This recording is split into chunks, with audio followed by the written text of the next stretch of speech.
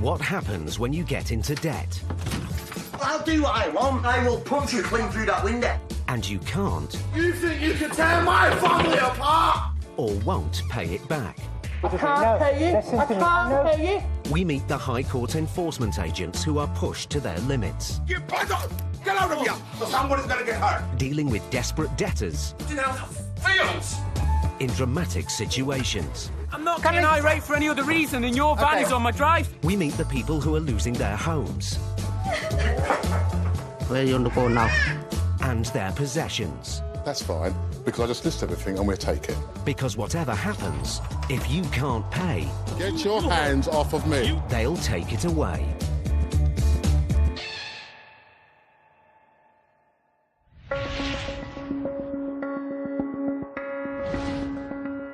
In the UK, there are currently over 8 million adults who are struggling with debt.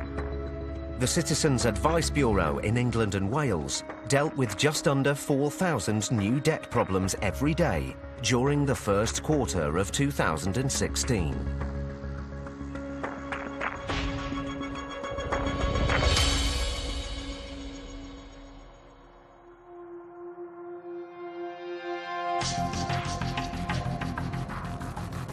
Gareth Short and Craig Vernal are High Court enforcement agents.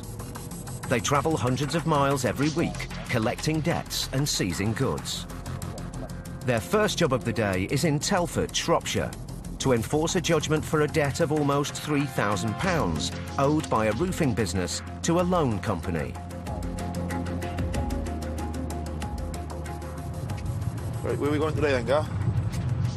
So, first call this morning on the way to Telford. Debtor is A1 Roofing Services. How much do they owe? £2,765. If the defendant named on the writ, A. Tranter, can't or won't pay today, the agents can remove goods and vehicles to offset the debt.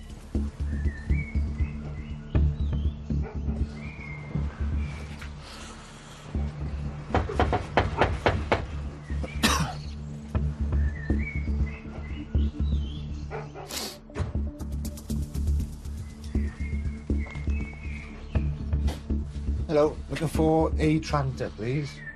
Who's that? Sorry? High Court enforcement agents, we are. I've got an A-Trantor here. Trantor? Yep. No, Trantor. no. Looking for A1 Roofing Services. No. No? I've spoke to you on the phone. As I said, High Court enforcement. I spoke to a woman on the phone and I said, Okay. never heard of this. I've had letters which I've returned Okay. because there's no one at this address. Do you have any proof that you're not at this address? How can I prove that someone's not at this address? Council tax bill, tenancy agreement, mortgage statement. Wait there a sec, I'm just Yeah. having my kitchen redone, so... But Gareth's paperwork suggests that Mr. Tranter does live at this address. They need to investigate further. So you don't know this gentleman at all, do you? No, I've heard of an A-Trantor. Tranter. Okay. I'm Trantor. This is what I was saying to Okay. I'm guessing it's a spelling mistake. At the moment, I got reason to believe that A. Tranter lives at this property and A1 Roofing Services lives at this property. Probably the best way to get us off your doorstep now is just to let us into this property, have a quick look around. If we got reason to believe he's not here, then we'll leave. I don't even know an A-Trantor. My husband is called Kay. Okay. Kenneth. Does he, own a Tranter. does he own a company called A1 Roofing No. Services? He never has, does he? No. Is your husband inside the property at the moment? Yeah, do you want me to go and get him? Yeah, if you could, please. Ask him to bring some ID down with him as well. With the door open, Gareth and Craig take the opportunity to get inside the property. They must speak to the woman's husband to confirm whether he is the man named on the writ or whether this is a case of mistaken identity. Hello, sir. All right. Hi, mate. High Court enforcement agents we are. Right. We're looking for A. Tranter, A1 Roofing Services. No, that says Trantor. Kenneth Tranter, that's me. Okay. I'm Kenneth Tranter. Are you anything at all associated to A1 Roofing Services? No. I can't believe this. This isn't even our Budget. flipping debt. All we need to do is confirm that A1 Roofing's not here and we'll leave you in peace. No, I'm How are you going to happy. confirm it? The easiest way for us to do that is to have a little look around, mate. No, I'm That's not the happy easiest with way. that. Just bear I'm with not me, happy pal. with that. The man claims he has a different first name and spells his surname differently. But when he returns carrying documents, he locks Craig out, leaving Gareth inside. Can you open that door for my colleague, please, sir? That's long, sure, mate. Step back in there, sure. No, I'll open that door to my colleague. No, you won't. No, Excuse me, mate, this is a classic kidnapping. Fucking big baby, man. Just fucking get in there, will you? If you want to kick off like that, we'll just look around the property. Not a problem, mate. For fuck's sake, man. Not a problem. Despite the man's growing agitation, the agents can't leave until they're satisfied he's telling the truth. That is who I am. Kenneth Tranter. Kenneth. Not A. But Gareth spots his middle name written on one of the documents. Kenneth Andrew Tranter. Yeah. Okay. That's who I am. The man confirms his middle name is Andrew, but Gareth suspects he could be using it as his first name. I've got reason to believe A. Tranter is you, sir. I'm Kenneth Tranter. Kenneth Andrew Tranter. A. Tranter. No, I'm Kenneth Tranter. That's who I am. I'll just show you that, okay? Yeah. At the moment, I've got reason to believe, sir, you're the debtor and you're the person we're looking for. I cannot get a loan. I am not allowed to get a loan. Okay. So if you've got a document with a loan signature on it, if you show me, I can prove it to you. Okay, with the greatest respect, how would you know, if you're not A. Tranter, how would you know why we're here, sir?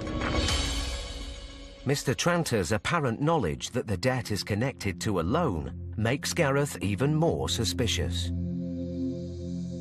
Mr. Tranter, okay, I'll explain to you because I got reason to believe you're the person we're looking for. Mate, I haven't got a debt. We're here with a High Court writ. I haven't got a debt.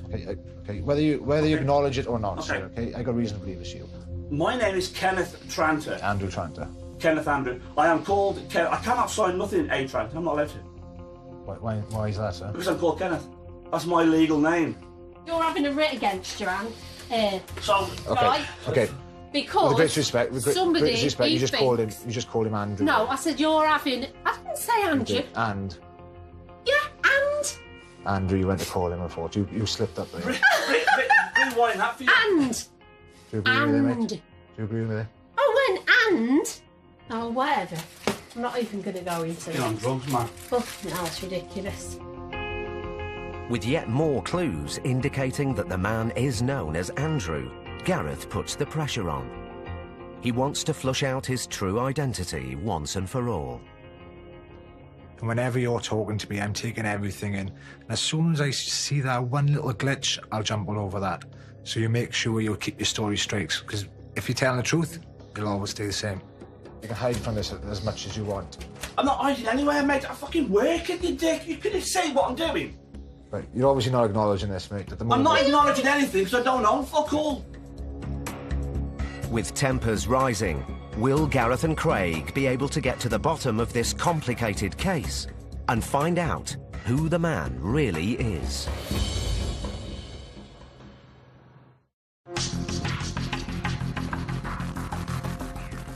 High Court enforcement agents Gareth Short and Craig Vernal were in Shropshire, chasing a debt of almost £3,000 owed to a loan company by A1 Roofing. I've had letters for this, which I returned, so I wrote back, not known at this address. The man they met claims he has a different first name and spells his surname differently. I'm Kenneth Tranter. Kenneth Andrew Tranter. A. Tranter. No, I'm Kenneth Tranter. That's who I am. I'll just show you that, okay? Tensions rose as the agents suspected the man was the defendant they were looking for. I'm not acknowledging anything because I don't know. Fuck all. Now Gareth and Craig need to try and get to the bottom of this mystery. If I said to you now, open up the back of the van and have a look in there, if you had nothing to hide, someone would just do that. Do you want to open the van for you? Yeah, if you don't mind, that would be great, because if the van is full of shit, mate. So all we're saying, mate, is just cooperate with us a little bit and we can get our job done, we can get out of here.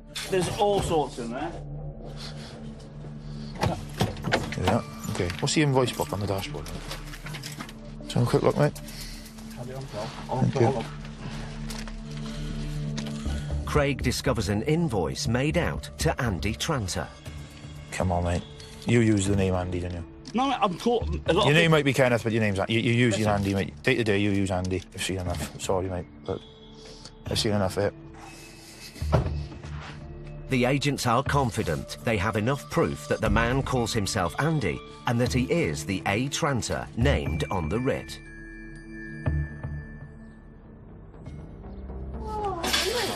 I've done nothing. The invoice book in the van is Andy I've got Tranter. an invoice in there with one name on the Andy Tranter. I did that fucking years ago. Yeah. Oh, no. Using emotions is just part and parcel of the job. Once that's out of the way, that's when you start coming back down to the debtors level, having a decent chat with them, just to get the result you want. Despite all the evidence to the contrary, Mr. Tranter is still standing his ground. But he can't provide proof that there's been a mistake made. His wife starts to cooperate with the agents. Let's sort this. Well, what do we do? I don't know. There's a couple of different options for you, sir. There's going to be a conclusion to this case today while we're here. You can either offer a payment, or we're going to look to seize and move assets from you. So at the moment, we're at stage 1, which is the lowest value it can be. There's no way I can pay that, mate. There's no way in the world. Okay. I haven't got that sort of money. With Mr. Tranter saying he can't pay, the agents have the right to seize goods to offset the debt. You've had your opportunity to pay it. It'll now get progressed to stage 2. We'll now start to make an inventory of everything. With payment looking unlikely, Gareth and Craig turn up the pressure and start listing the goods in the house. And I got the TV, soundbar, Xbox, dining table and chairs, the van. So we've got another Samsung TV. But the value of the goods in the house and the van outside won't clear the almost £3,000 debt. And with the other vehicles apparently on finance, Craig gives him one last chance to pay off some of the money. Can you get 50% of the debt? Nah. Can you get 1,500 quid? What about if I could get £1,000? And that's pushing, that's if I can. Just gonna pop to the van, get a card machine. Mr. Tranter's offer of £1,000 confirms Gareth's belief that they have got the right man after all. We're better off taking the £1,000 and paying a monthly arrangement instead of removing goods and probably getting a £200 maximum at auction, in which they wouldn't pay anything then going forward. So at least we've got a guaranteed revenue then for the client. Fingers crossed, within 5 minutes we'll take a payment and we'll be out and on our way.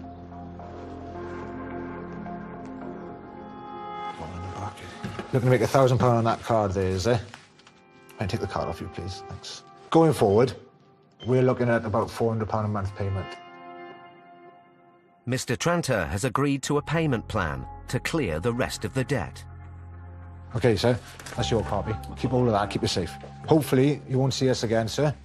Have you got my email address? I take whatever contact details you got, if I can take from you, sir. Yeah. It is A. Tranter. Yeah, thank you, sir. We've asked him for some contact details for him. The email address he's given us is A. Tranter. Mr. Tranter must now stick to his payment plan. Otherwise, the agents will be back. That's a great result. I can't believe it when you give the email address. Hey, Tranter.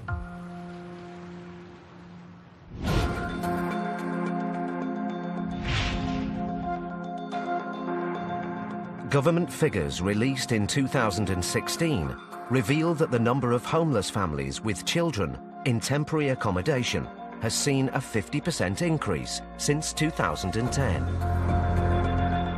Last year, nearly 40,000 families were accepted as homeless by their local council.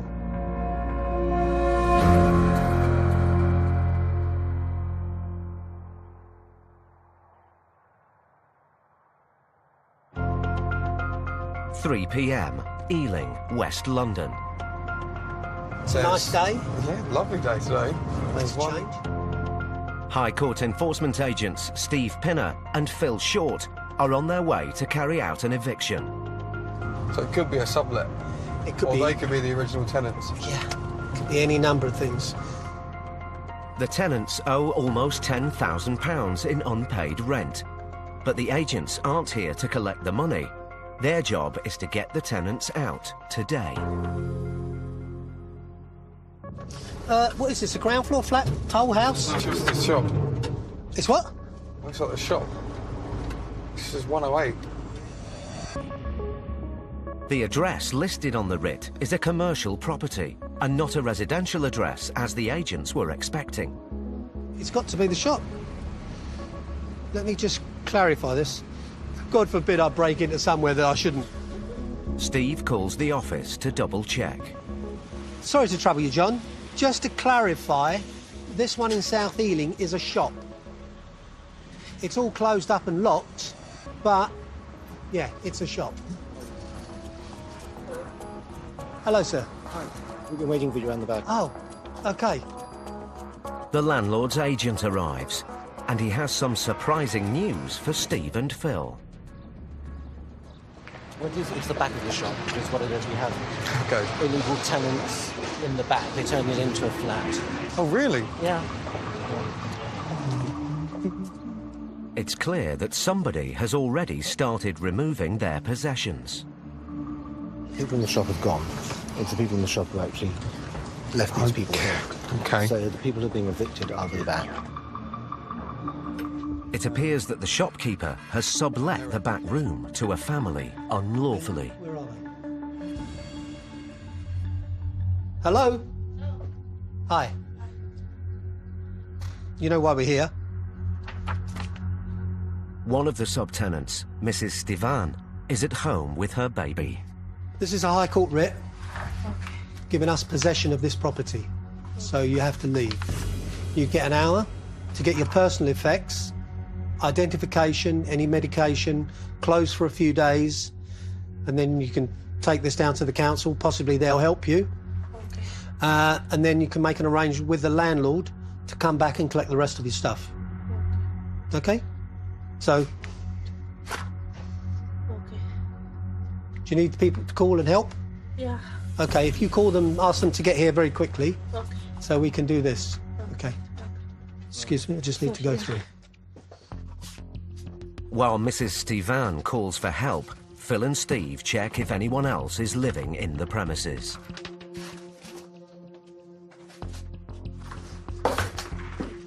Midland Bank, what year? Is there any date on it? It's old.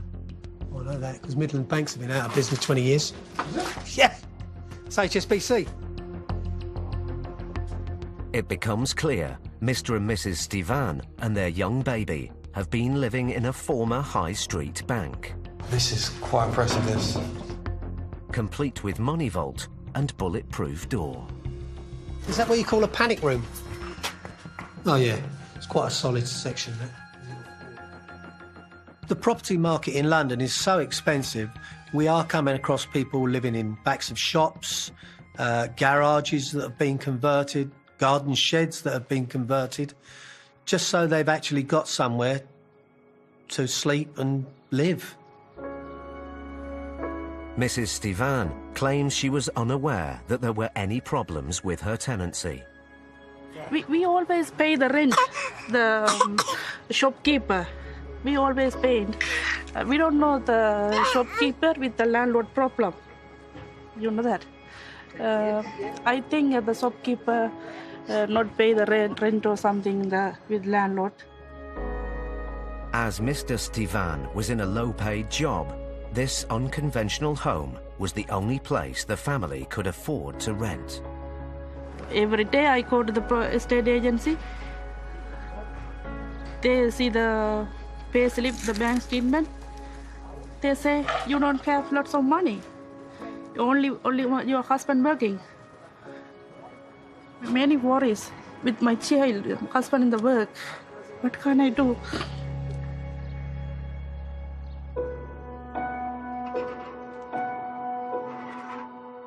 A neighbour arrives to lend a hand. She's told him one more thing left. I can help her. You can help. You can take all of this. No, I'm from inside outside. Yeah.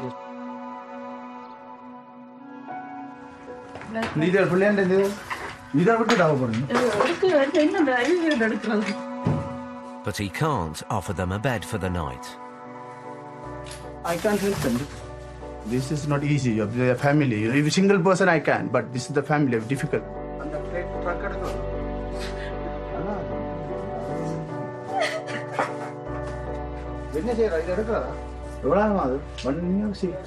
Yeah. 6 months. 6 months.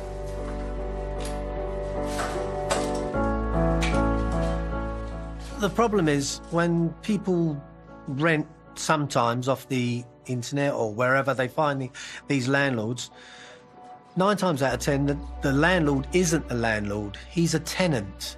So he's subletting to people to make money off of them and possibly not paying the landlord.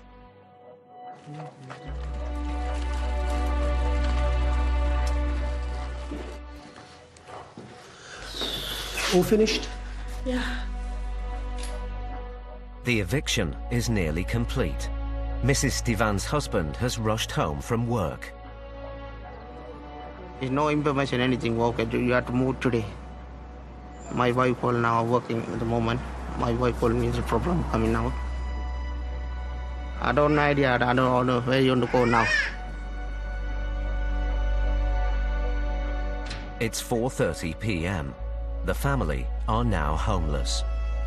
Mrs. Stivan must leave quickly to get to the council's offices to apply for emergency accommodation before they close.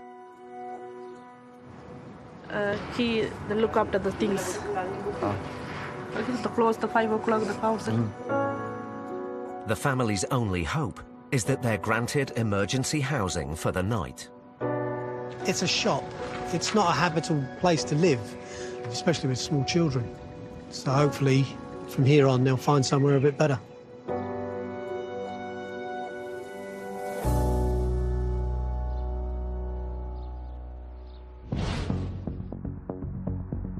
Phil and Steve have dealt with a sensitive situation.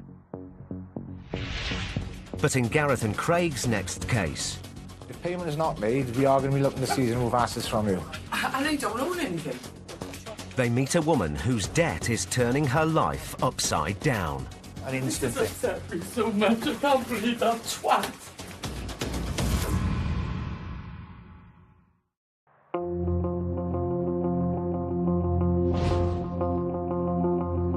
Personal debt in the UK is rising. Recent figures show that people owed almost £1.5 trillion in 2016. The average total debt per household, including mortgages, is almost £55,000.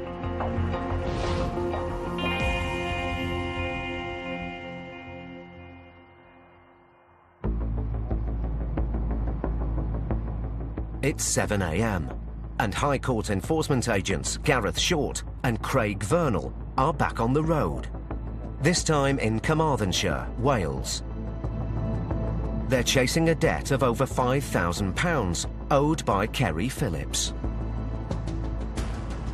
We are off to a farm, going to see a Kerry Phillips in Treforest. How much shale? It is currently £5,652.40. The debt is for an unpaid vet's bill. Hello. It's a narrow little path, mate. Spotting 2 cars parked outside the house, the agents block them in. If they belong to the debtor, Kerry Phillips, they could be seized if she can't or won't pay today.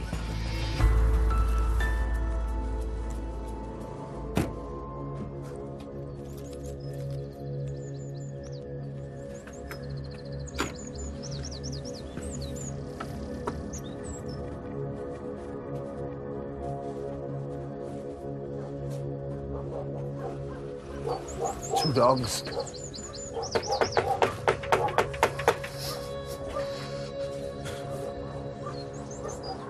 Movement upstairs.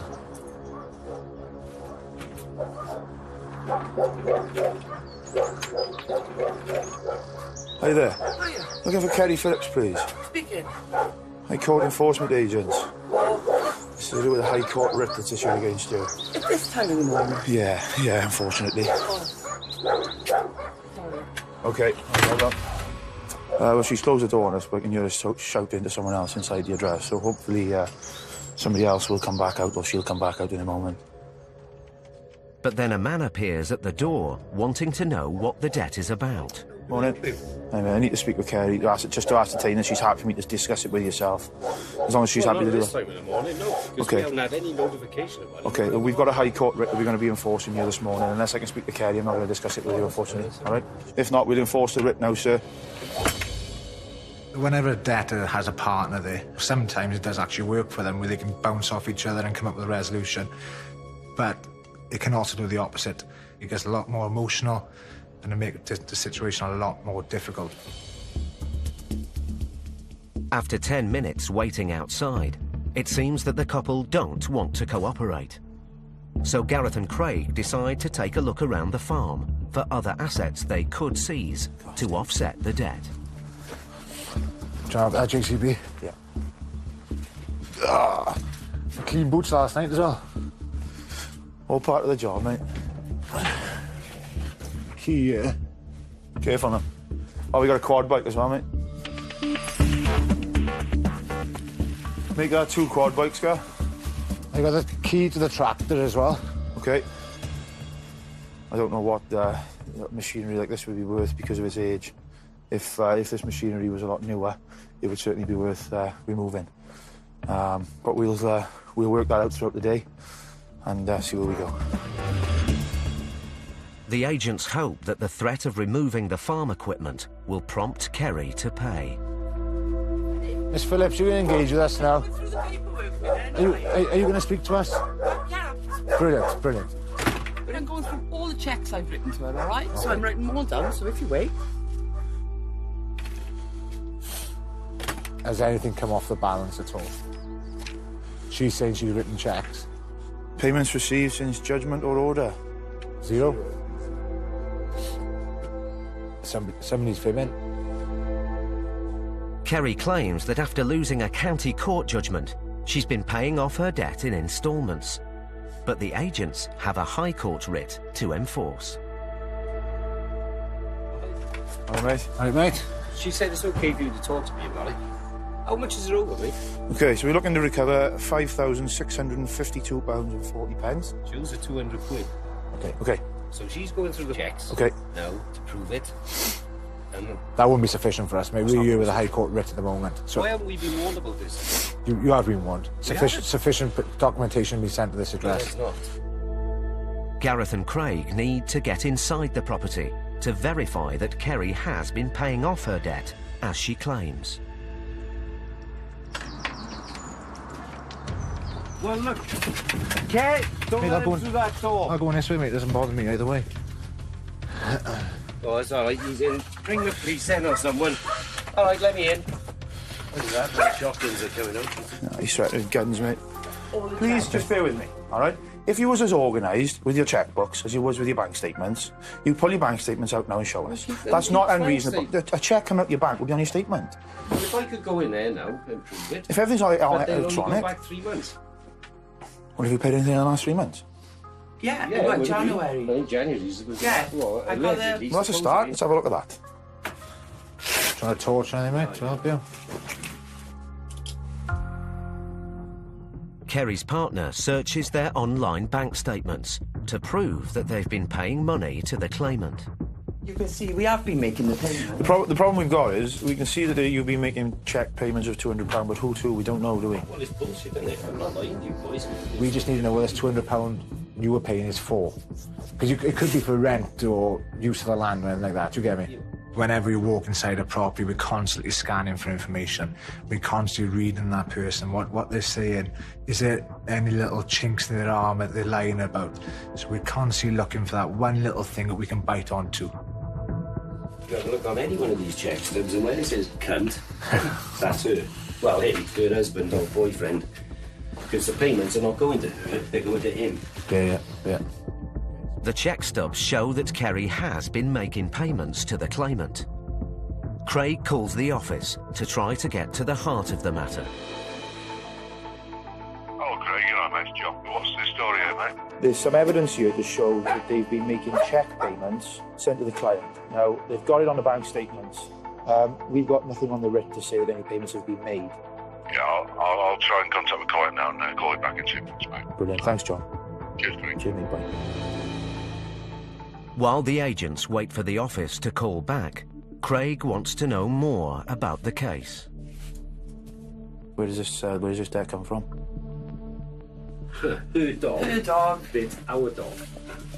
It's all about the dog then, is it? She came up here and had a dog loose on the yard. Her dog went for her and they had a massive fight.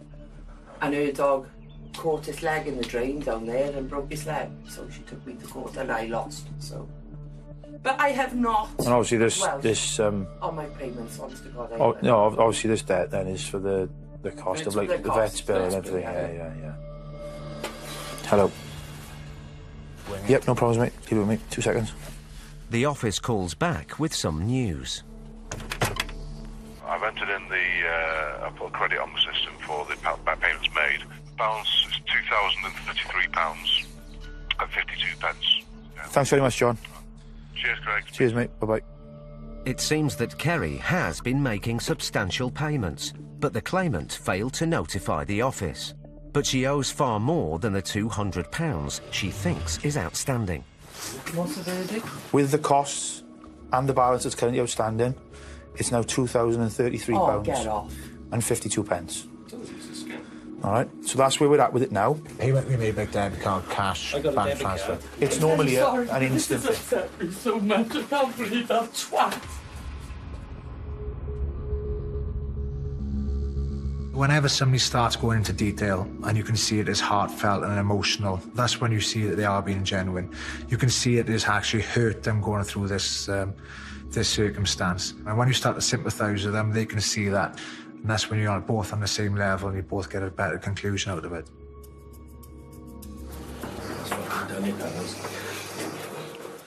The agents have been at the farm for over 2 hours.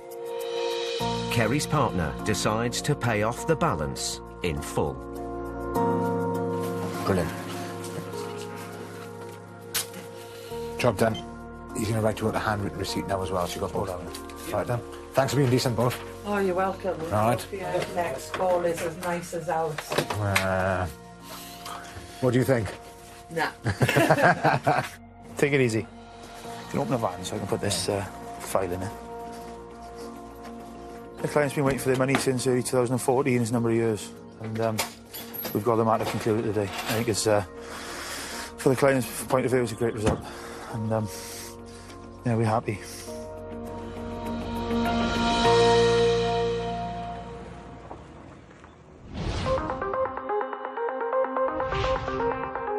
As business rates rise, a leading retail association reported this year that more than 1 in 4 UK shops could close by 2025.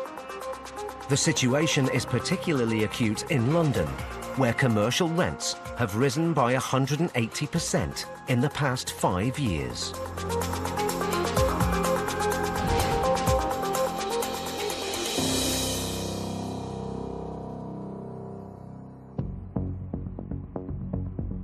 High Court enforcement agents Paul Bowhill and Steve Pinner are in North London, chasing £30,000 worth of commercial rent arrears owed by shopkeeper Jerry Cantor. And it's a dry cleaners with a tailor's inside it. He does have a 10-year lease, but that runs out in June this year. So it might I be on don't the know downhill what the slope. possibilities are of collecting it, because he might just be thinking, well, I'll run the end of my lease and then toddle off into the sunshine. Mr. Cantor has not paid full rent for 3 years, and now his landlord wants his money back. On their way in, Paul and Steve spot a Mercedes-Benz parked right by the shop. If it belongs to Mr. Cantor, it could be removed if he can't or won't pay.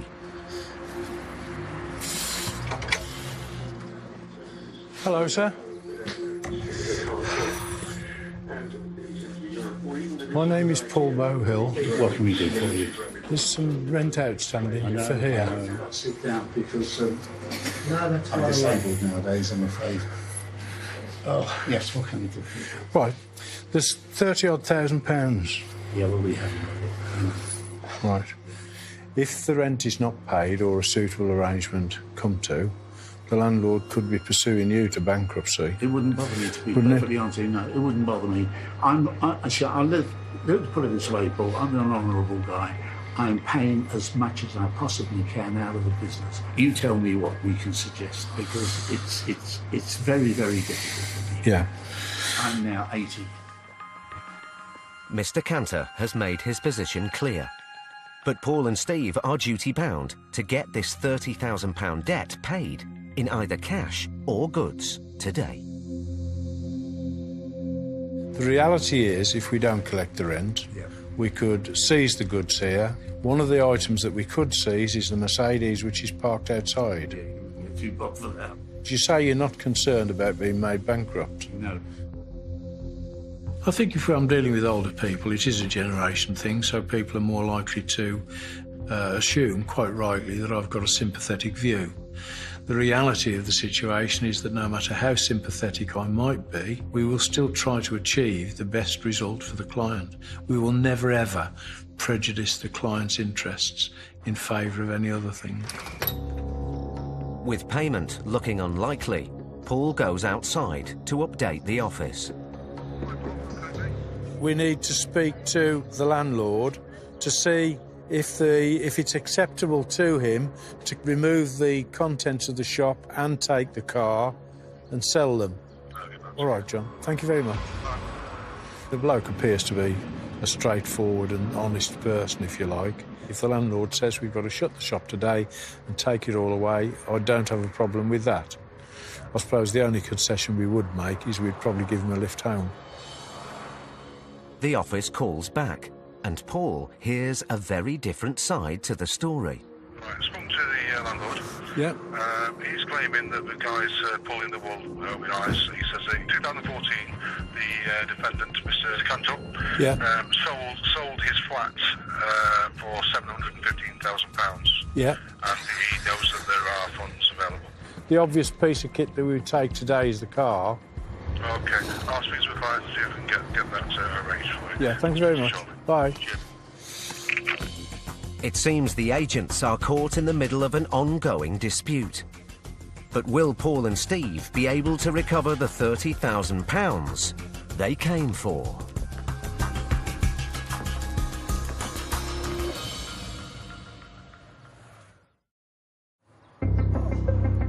Paul Bowhill and Steve Penner were in North London to collect £30,000 worth of commercial rent arrears owed by a tailor. What can we do for you? There's some rent outstanding for here. The debtor, Mr. Cantor, claimed he wasn't concerned that his livelihood was at risk. The landlord could be pursuing you to bankruptcy. It wouldn't bother me. He said he couldn't pay. £30,000. Yeah, well, we have. But after a phone call to the office, Paul heard a very different version of events. The defendant, Mr. Cantor, sold his flat for £715,000. Now Paul goes to tell Mr. Cantor just what his landlord has said.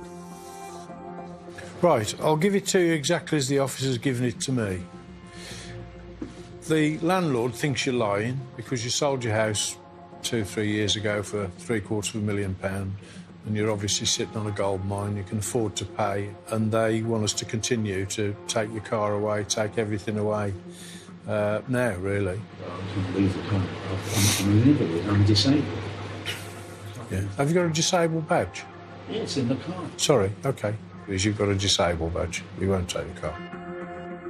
With Mr. Cantor's car out of bounds, Paul presses once more for payment. Is there any figure today that you could possibly raise that might... Well, certainly the working capital I can raise would be about £5,000 or something like that. If you were to pay £5,000, I could give that to the office pretty much as a sensible... I'll tell you what, I can do this. OK. It just takes away any capital, any bills that I've got to pay, which I can actually delay for a while. You've talked yourself into that, That's come from you, and I think it's a sensible suggestion. Would you be able to go to the bank if we run you to the bank, or some variation of that, to actually draw out the money? Yeah. Why not? All right, we're not busy, but people are coming in there, and I can't close it, and I'm not prepared to do it. Well, ring him back and just tell him to instruct the auctioneers then. If I'm confronted with someone who's obviously been in the business for a long time, somebody who might still be older than me, it always is likely to become a personal fencing situation. But it's my experience that I always win. Paul's tough stance makes Mr. Cantor think again. I mean, the alternative is if I give you a debit card. Can that work? Yeah, that works, yeah. Let me just talk to the office first, because we still haven't got the OK for this money. Steve rings the office again to see whether the landlord will accept Mr. Cantor's offer of £5,000, together with a payment plan for the balance. £5,000 is acceptable. This is stepping back ready. Can you forward over some photographs of the items we're looking at? Yeah. A copy of the inventory, and then I'll speak to the claims for the landlord in this case and see which way they want to go with that. OK, well, give me 5 minutes and I'll come back to you. You've got to feel sorry for the fella inside. He's 80 years old. He's struggling with this. In all fairness, he'd like to walk away, but it's in his name. That's down to the landlord's choice to what he wants to do. I don't think I'd be wanting to struggle when I'm 80 at that age. It's not good news for Mr. Cantor. He said the 5,000 is not going to be accepted by the landlord. They won't, OK. As Mr. Cantor won't increase his offer, Steve starts to take photos of the assets in the shop to send to the claimant. It'll be up to them to decide whether they want to clear the business out to get their money back, or change their mind and accept Mr. Cantor's £5,000 offer. It's all right, you're not in it, Jerry. It is sad when you see people who have worked hard all their life and then gradually they're fading out with work, with one thing or another, and then they're actually falling on hard times. Minutes later, the office calls back with the landlord's decision. Yes, the landlord will go with £5,000 today. Yeah. And then it will be £1,000 a month moving forward. Explain, Steve, go on. If you pay the 5,000 and then 1,000 a month. I've agreed to that. Yeah. And I will now pass you over to Mr. Cantor, Jerry, and he'll run through the card with you. That's Jane. With £5,000 today and £1,000 monthly payments, Mr. Cantor's debt should be cleared in 2 years. Hi, Jane. Hi, Steve. That's gone through. See you then. Take care. Look after yourself. Thank you very much for your help, Steve. The case is resolved for now. But if Mr. Cantor defaults on his monthly payments, the agents will be back. We knew if we pushed him a little bit more, we would get a better result. So we had to go through part of the ritual dance. And eventually he did what we really wanted him to do. He volunteered the payment of £5,000.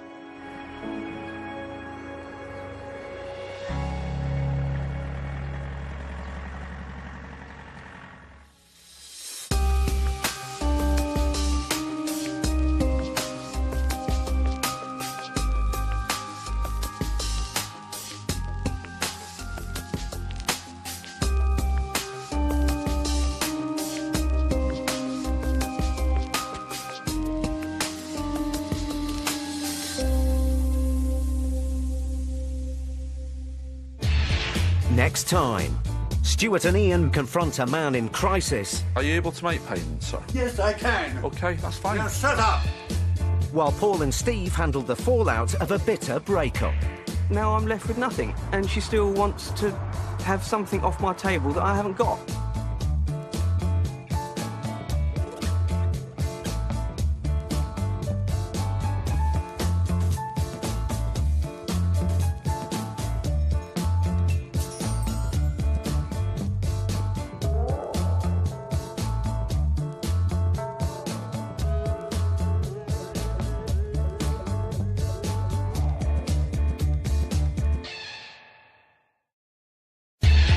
What happens when you get into debt?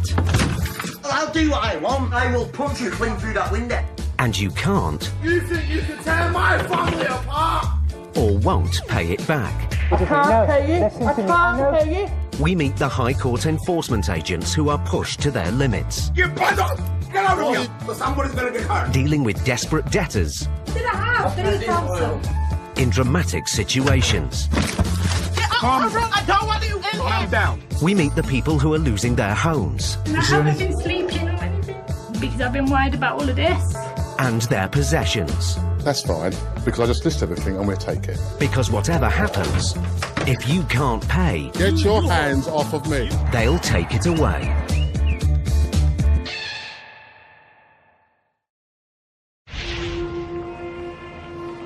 A recent report from a leading landlords association shows that housing benefit tenants are being increasingly turned away from the private rental sector. These tenants are viewed as a bigger risk because of the widening gap between market rents and the housing benefit councils are prepared to pay.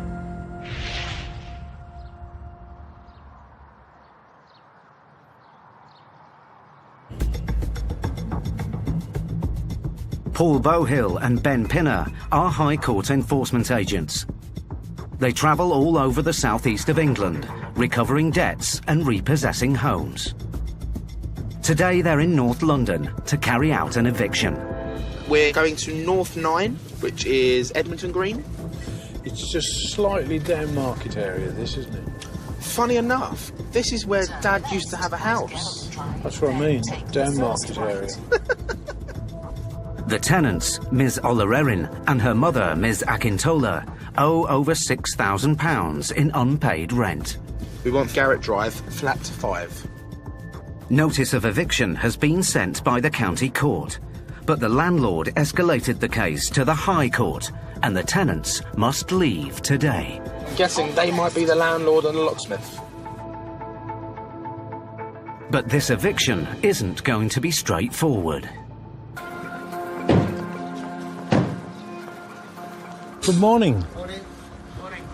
Paul Bohill. Hello, Harry. Do you have keys? We have keys, yeah. You're not communicating with us at all, refusing to speak to us, haven't turned up to any of the court cases, so standard, really. It's useful to be able to throw that back when you say, well, we don't know why we're moving. If you give us a few minutes, do we like to get the bloodshed and the shouting under control? I'm not sure if they're home, I haven't been inside, to be honest, but... It's even better if they're not. OK, I'll leave it to you. Good luck. Thank you very much, sir. Next one.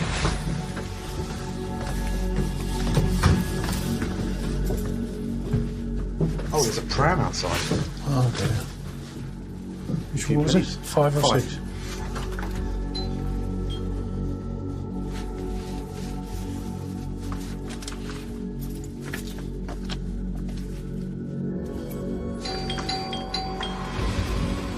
When I knock on the door, I'm only thinking of the possibilities of what might occur, so I'm just going through the risk assessment. People are increasingly aggressive, but my attitude on the doorstep is perfectly calm, collected, and just running through the scenarios that might follow. Somebody in there, could you hear the door creaking? If you open the door, please, we're from the court. We know you're in there. I'd like to think I'm talking to myself, but I get this distinct impression that there is someone there. With no one answering, Ben decides to use the keys he's been given by the landlord's agent. Chances. But there's a problem. It appears the locks have been changed. Do you want to open the door? Otherwise I'll have to open it. We will break in if you don't open the door. Just get the locksmith. As Paul heads downstairs, Ben tries again to get somebody to answer the door.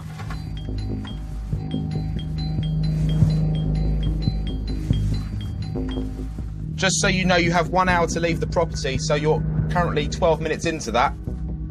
So if you want to keep wasting it, that's your decision. But this isn't going to change, and we're not going to go anywhere. Minutes later, the landlord's agent brings the locksmith upstairs. So we checked it about 2 weeks ago and the keys were working, so I'm surprised the keys not working today. Top one's not working. Yeah, they must have changed it. The landlord's agent decides to call the tenant to see if he can get a response. I'm calling from HomeLink, landlord's office, regarding your property. We're here with the enforcement officer. Are you home? Can you open the door? She's hung up. We'll just go for it then. Yeah. Locksmith will have to earn his money.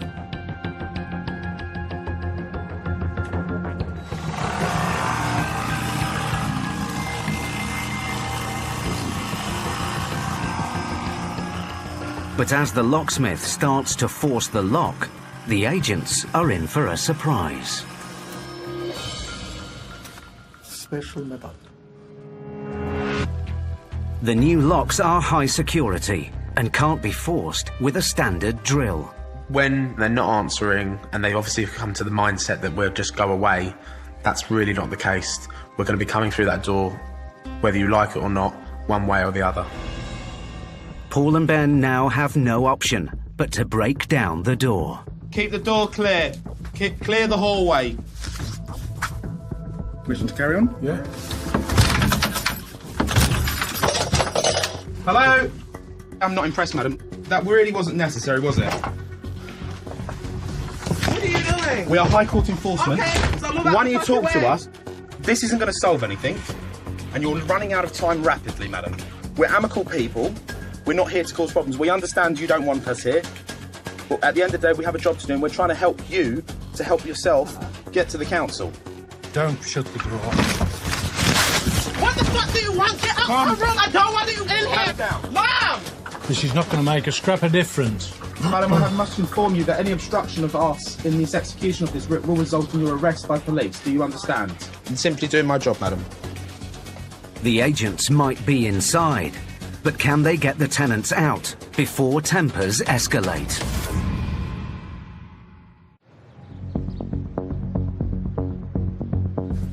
High Court enforcement agents Paul Bowhill and Ben Pinner were in North London to carry out an eviction. Do you want to open the door? Somebody in there. Can you hear the door creaking?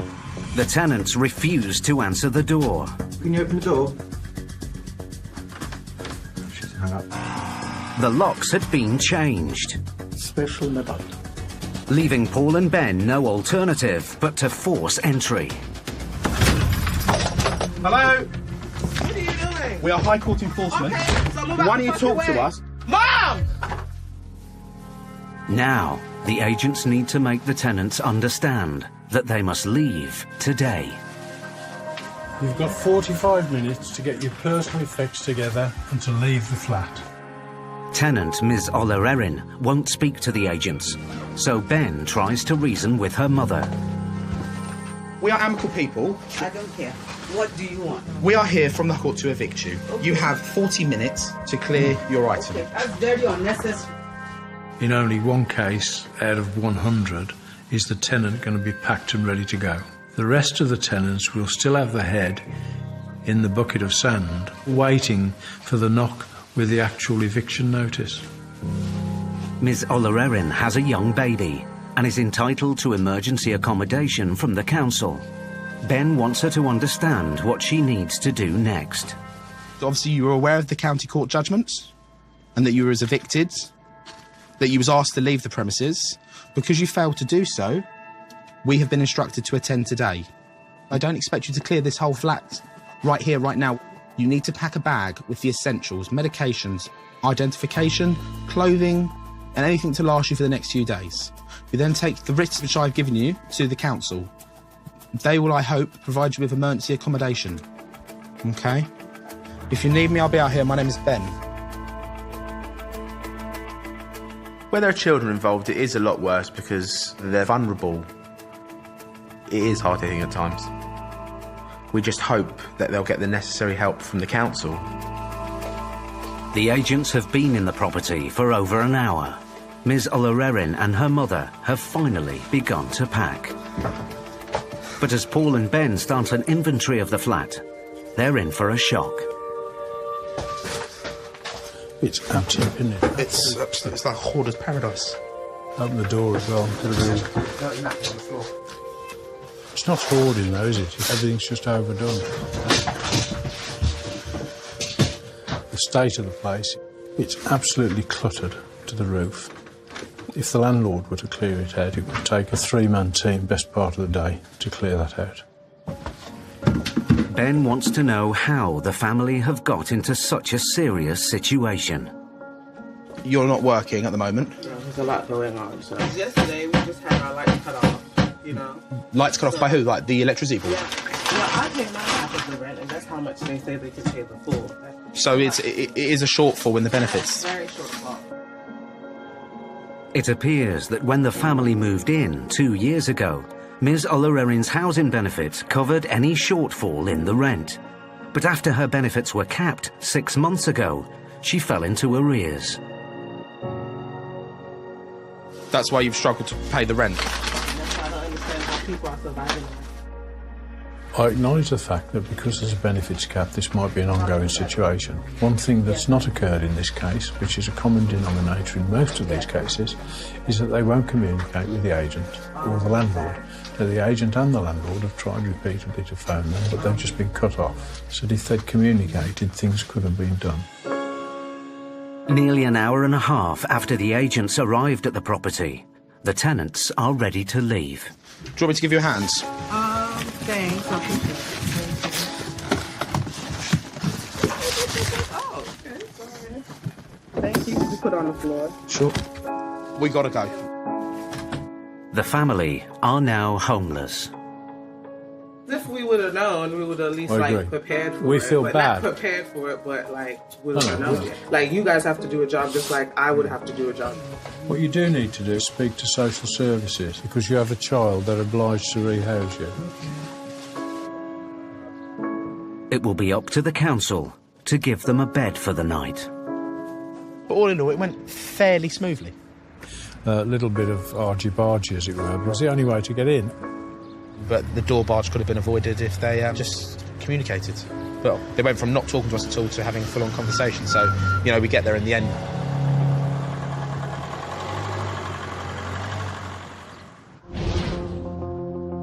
Over 40,000 county court judgments were issued against businesses in England and Wales during the first 6 months of 2016.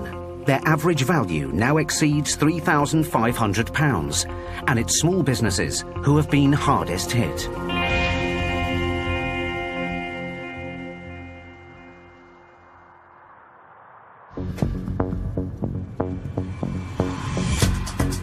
High Court enforcement agents Del Anglin and Brian O'Shaughnessy are in North London, with a writ to recover nearly £7,000 owed by a garage to a dissatisfied customer. Okay, next job there is Swinton Autos. We're in Stoke Newington. We're after some £6,698.79. I think they're garages, MOTs and repairs and stuff. When the garage failed to pay, the claimant escalated the case to the High Court. If the garage can't or won't pay today, the agents have the right to seize goods to offset the debt.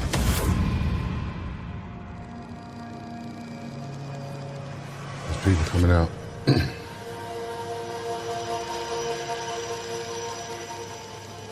How you doing? Oh, my days! Good guy. Thank you.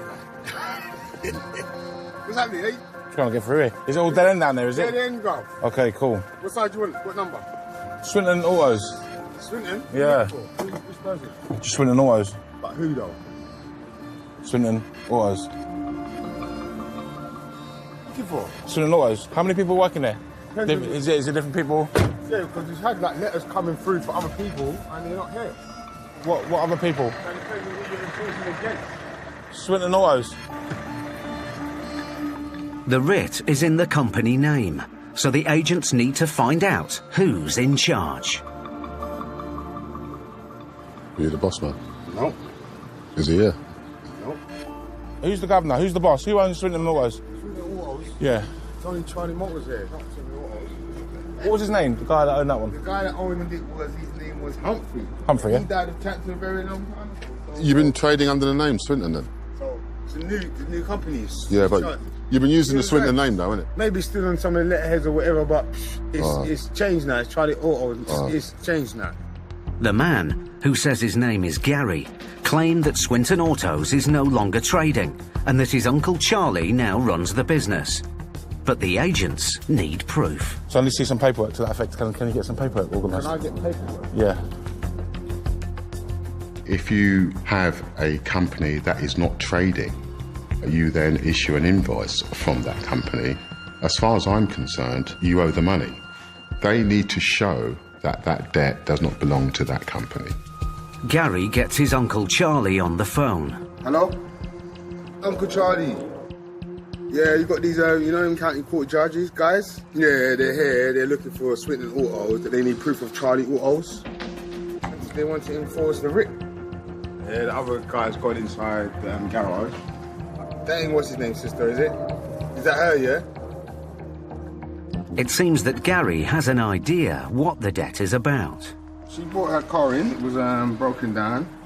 And it was leaking oil all over the road, this, that, the other. She gave one price to the engine, the turbo, and then she couldn't afford it, she's working, blah, blah, blah. Like, I don't understand how it's gone this far and the car's still right there. Which one is it? Car's right there on the ramp, bruv. It appears the claimant's vehicle is still somewhere on the premises. Dell puts the pressure on. We're here to collect money. But... You're here to collect money, but her car's still there. Would you want to keep the car and give me $7 grand? Keep the car, you're fucking crazy, bro. Just thought I'd ask him. Hey? You can hold my balls and squeeze them out the screen. I'm not there to be involved in the dispute. I'm there on the command of the High Court writ of control. Whether that's fair or not fair is for somebody else to make that decision. We've come there to remove goods or to collect money. With payment looking unlikely, the agent's only option could be to seize the car and return it to the claimant. But there's a problem. The car was fucked when it came. Where's the pistons? Where's the pistons? Well, they're certainly not in the car. The car's engine has been completely removed. It's now clear to the agents why the amount on the writ is so high. Well, what she's done is she's gone for the full value of the vehicle also, that's why so much. She wants the full value of the vehicle.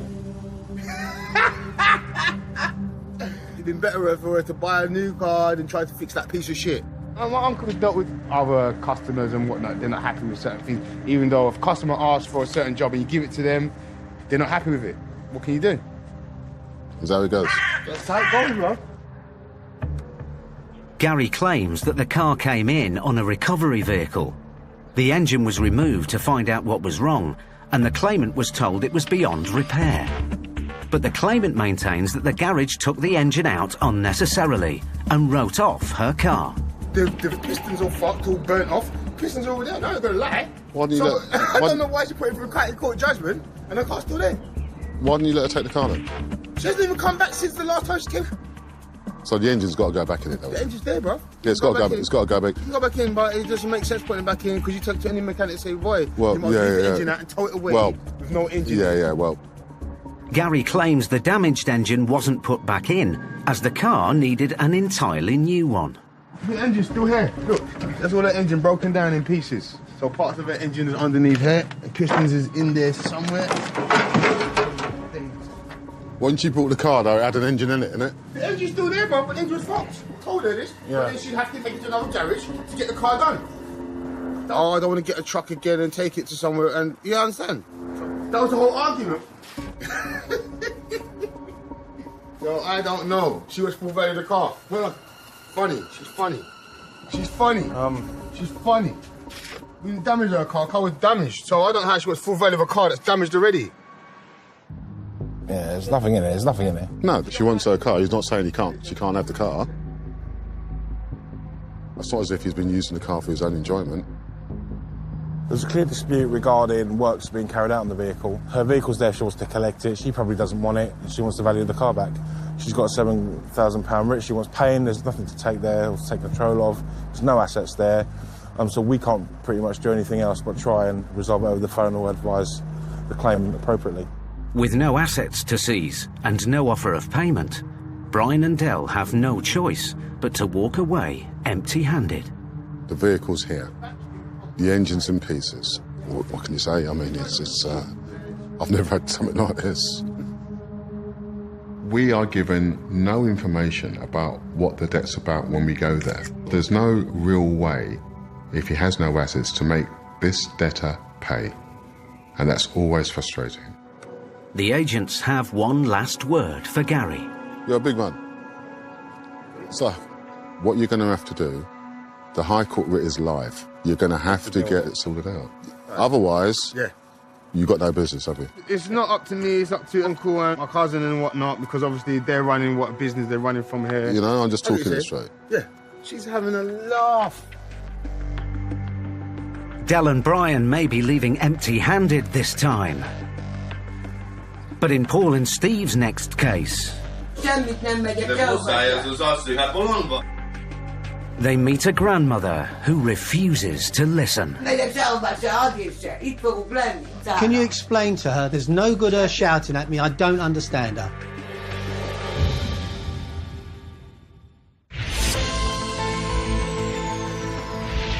More than 3 million people across the UK are living in rented properties without the landlord's permission. 3/4 of these have been in the property for more than 6 months. Recent research shows that only 1 in 5 requests by tenants to sublet are permitted by their landlord.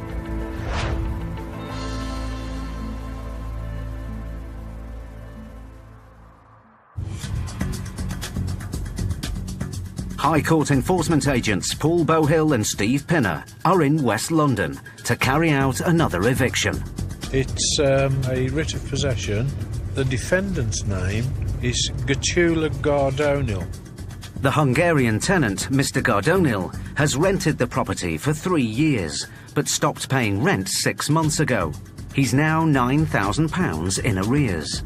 What's the name of the road in case I pass it? Empire Road. And it's this one. Notice of eviction was sent by the county court, but Mr. Gardonil ignored it. Now the case has been escalated to the High Court, and he must leave today. What number are we looking for? 5 and 6, 56. OK, we're here. Let's go.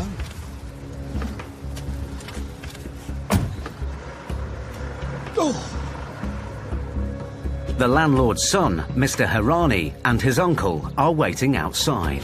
Morning. You here for us, are you? Yes, Mr. Harani. That's the key I've got from the agent. Okay. The one with the yellow tag. All right. OK, if you just sit in the car for a few minutes, just till we get the first 10, 15 minutes out of the way. Thanks very much.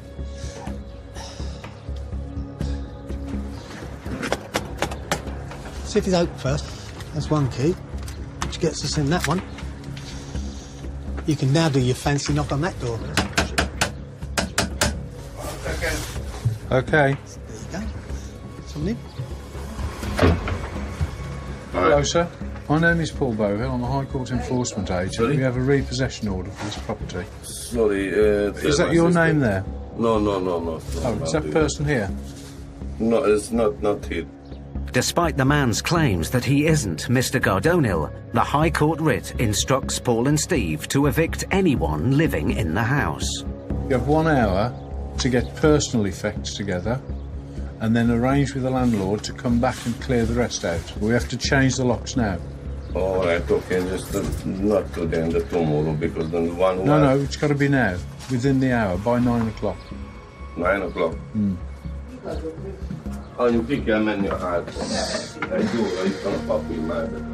It seems there's more than just the one tenant named on the writ living in the house.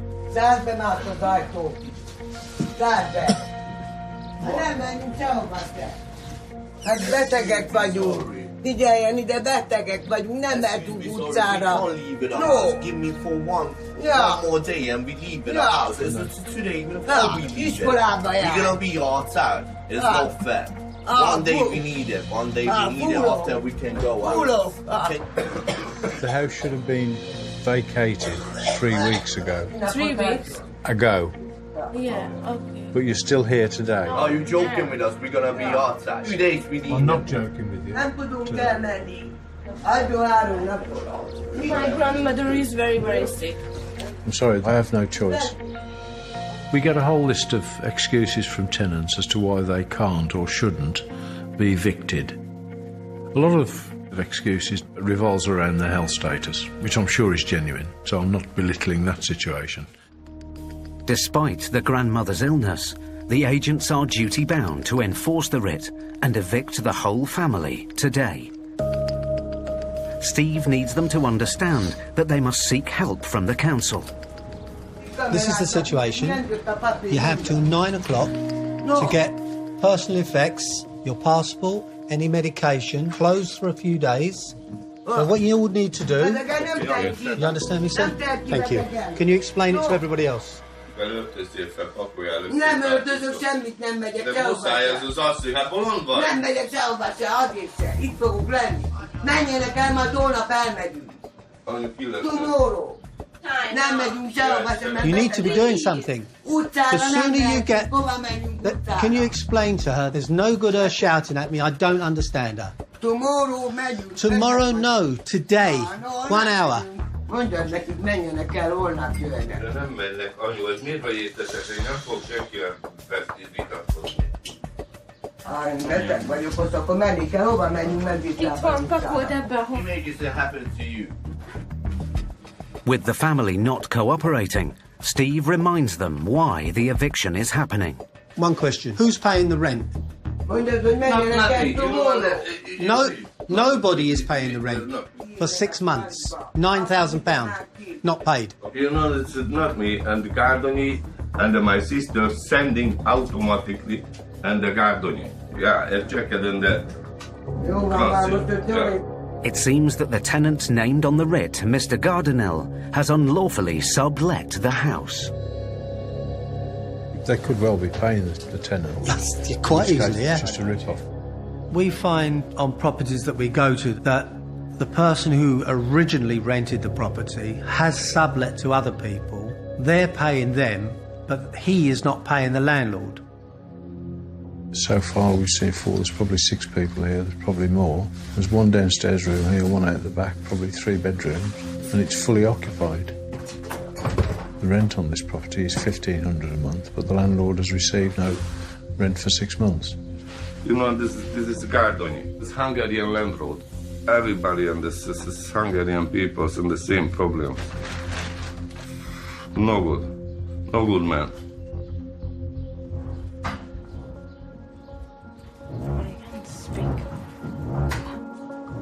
Another member of the family arrives back home. Oh my God. Why?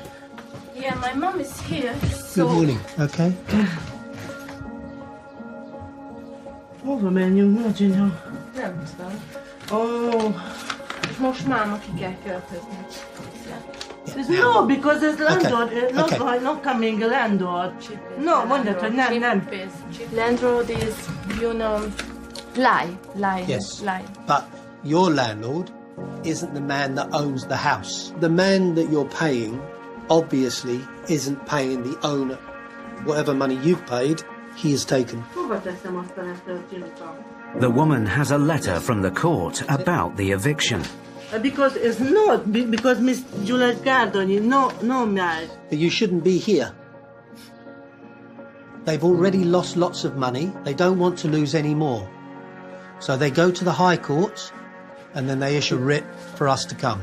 Most el kell menni akkor? Yeah, anya, már el kell menni. Már összeszedtél? Már mindenki összeszedte, te szedjél össze valamikbe. Nagy apának is. Just help my head. The family finally seem to have accepted the reality of the situation. They knew they had to go. It does upset you. Unfortunately, it's a job and we have to step back from that.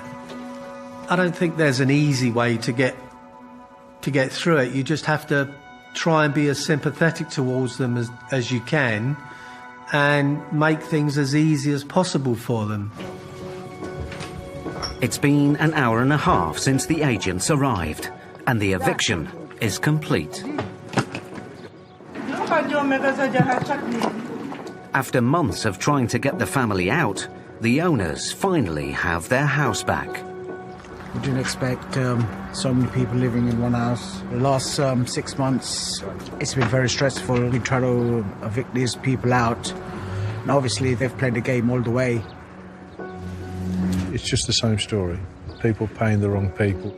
Bottom line is this, the landlord is £11,000-ish out of pocket. And I don't think that's fair. I agree with you. It will be up to the council to try and find them emergency accommodation for the night.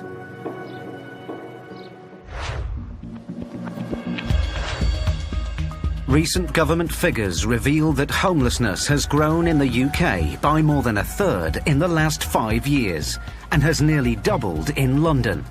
The figures are rising twice as fast among ethnic minority communities, with 20,000 families evicted last year.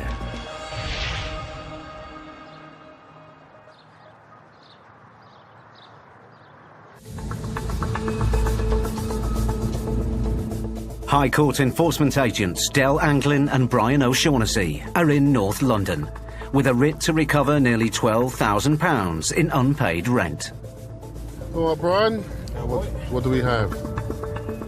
Right, Dale, we're going to go see Mrs. Rashida Igala, and we're here for the sum of £11,992.19. It's a load of money. Yeah. Mrs. Igala signed as guarantor on a tenancy agreement for her sister, but her sister didn't pay her rent for a whole year. And now the landlord has pursued Mrs. Igala through the courts for the money. It must be in these flats here. Mm-hmm. Pocket here. If Mrs. Igala can't or won't pay, then the agents can take away personal possessions to offset the debt. First one, mate. They look like they're going to have 11 grand, yeah?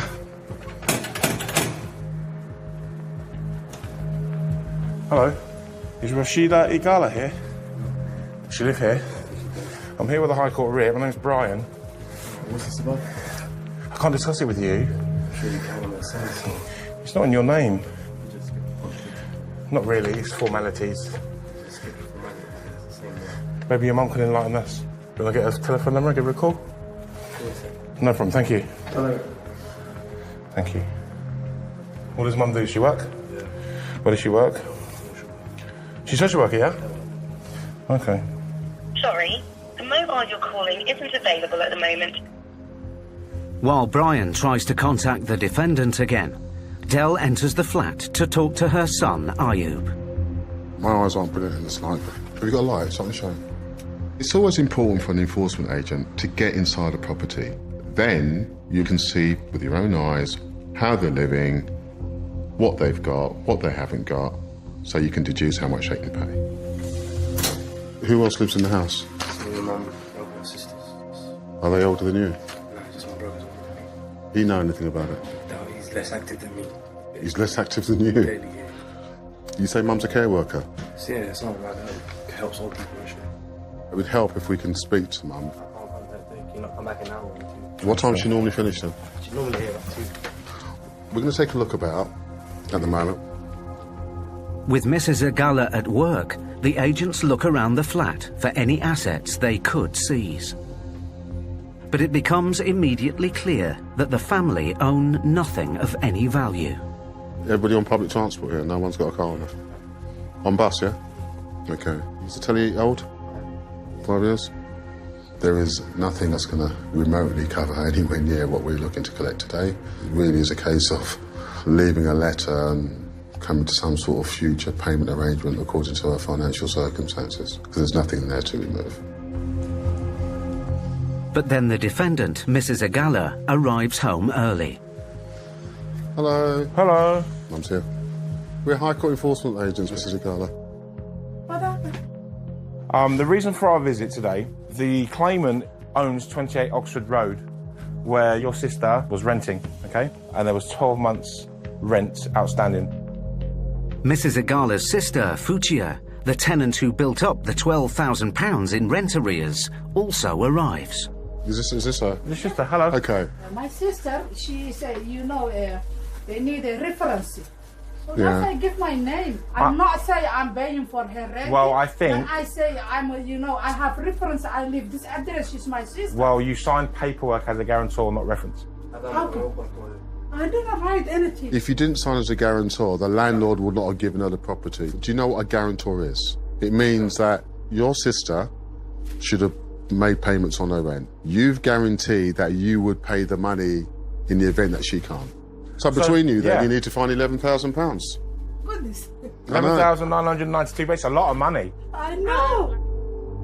Mrs. Igala's sister is a refugee from Somalia. After a family tragedy, she fled to England with her 3 young children. She was evicted when she fell behind with her rent. What the landlord's chosen to do, he's chased you here because you were the guarantor.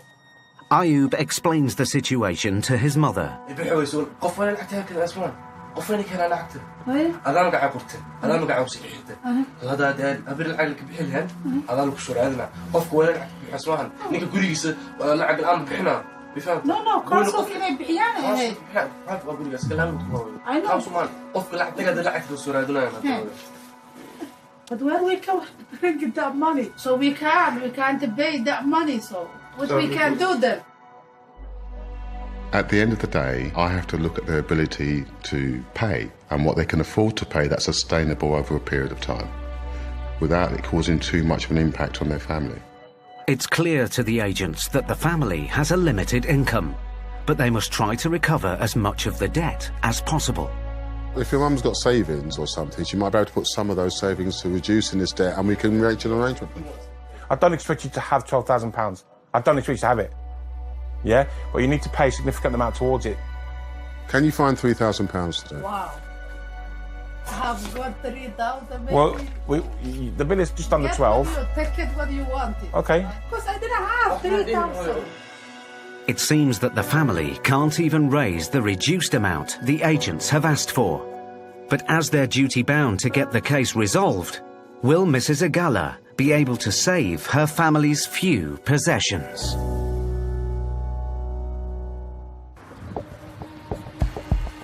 High Court enforcement agents Del Anglin and Brian O'Shaughnessy were in North London to collect nearly £12,000 in unpaid rent. Between you need to find £11,000. Goodness. 11,992, it's a lot of money. Mrs. Igala acted as a guarantor for her sister, but when she defaulted on her rent, the landlord pursued Mrs. Igala through the courts for the money. But where we can bring that money? We can do that. Can you find £3,000 today? Wow.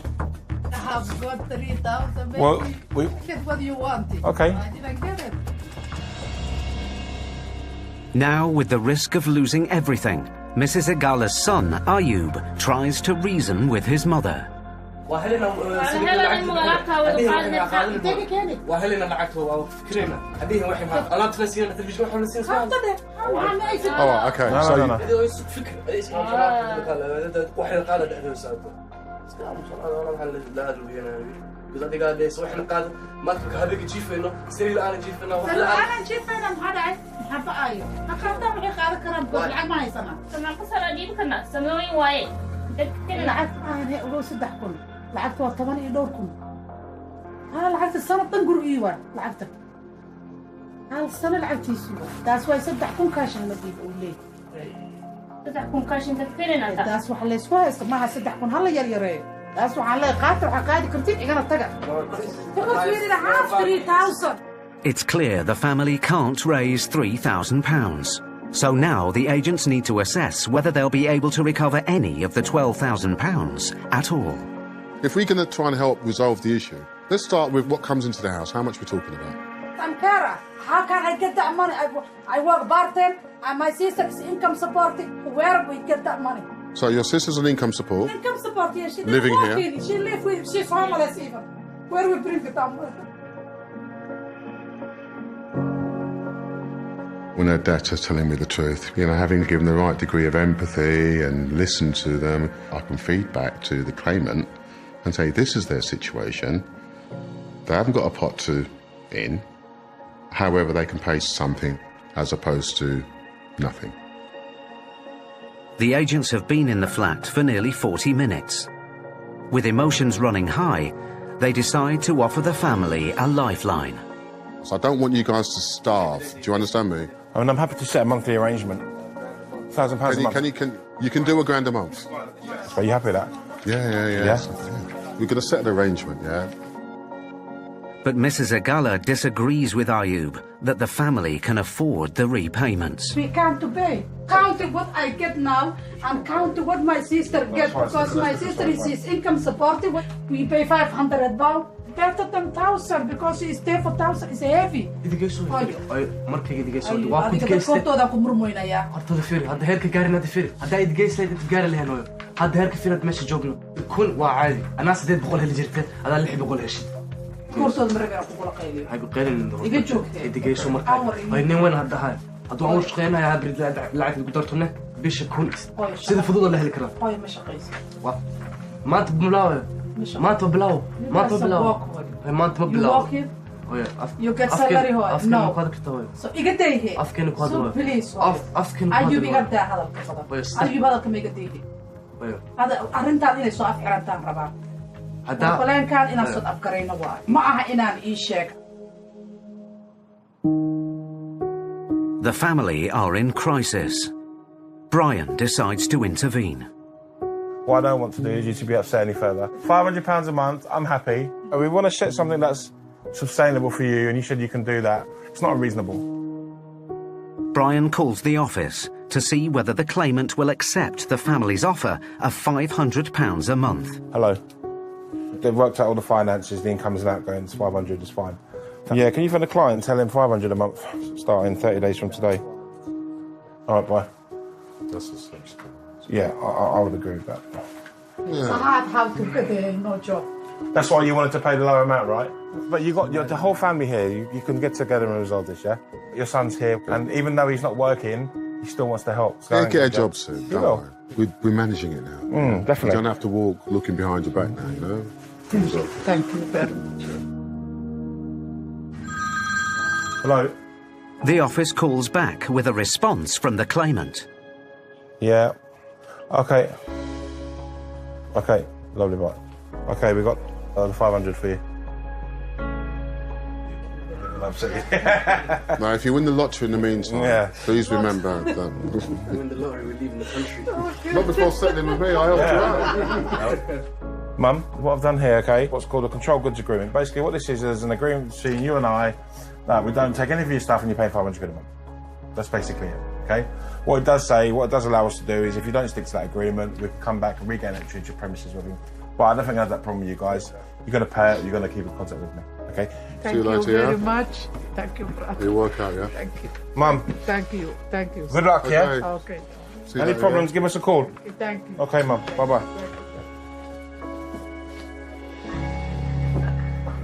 But for Mrs. Agala, the debt is just the latest in a long line of family hardships. 500 is hard for me and hard for my sister, but we can do it. We can do it. 500. We know. We do what can. We life is hard, you know. My sister, she get married. They killing, you know, people. So Somalia now they killing. So when they killing, she have pregnant and she have 2 children, but still she's my small sister. So it's difficult life.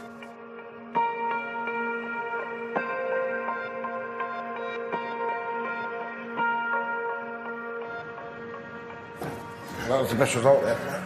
It's the only result, really. I think she's a good person. She's trying to support a family and they're struggling.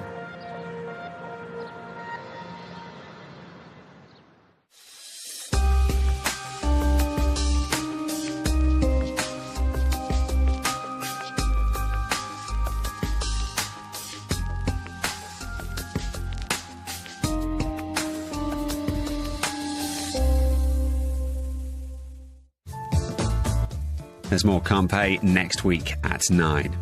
Tomorrow night at 9, the new series of Nightmare Neighbour Next Door continues. You would not want to share a fence with these folk. And next on Channel 5, Paul Connolly chooses to get close to trouble to get to the truth about car crime. New undercover criminal, Grand Theft Auto, in just a moment.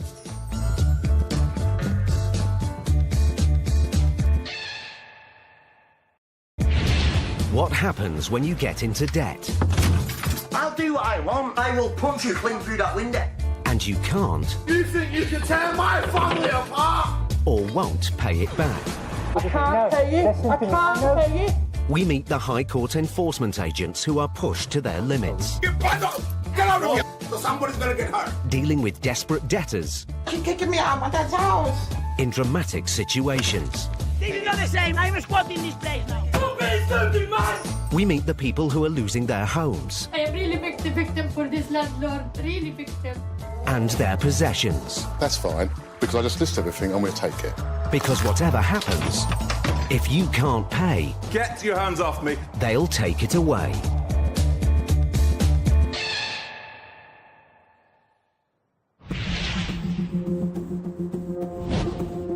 A leading charity reports that nearly 40% of homeless people have lived in properties without the owner's permission.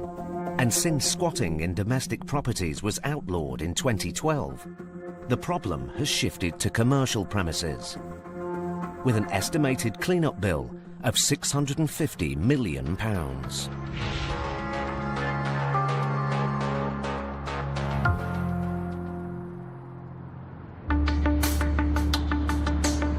Paul Bohill is a High Court enforcement agent. He travels hundreds of miles every week, enforcing writs and repossessing properties. It's 7 a.m. in South London. Today, Paul and several colleagues are facing a real challenge. They must evict a group of squatters who've taken over an empty nursery building in Brixton.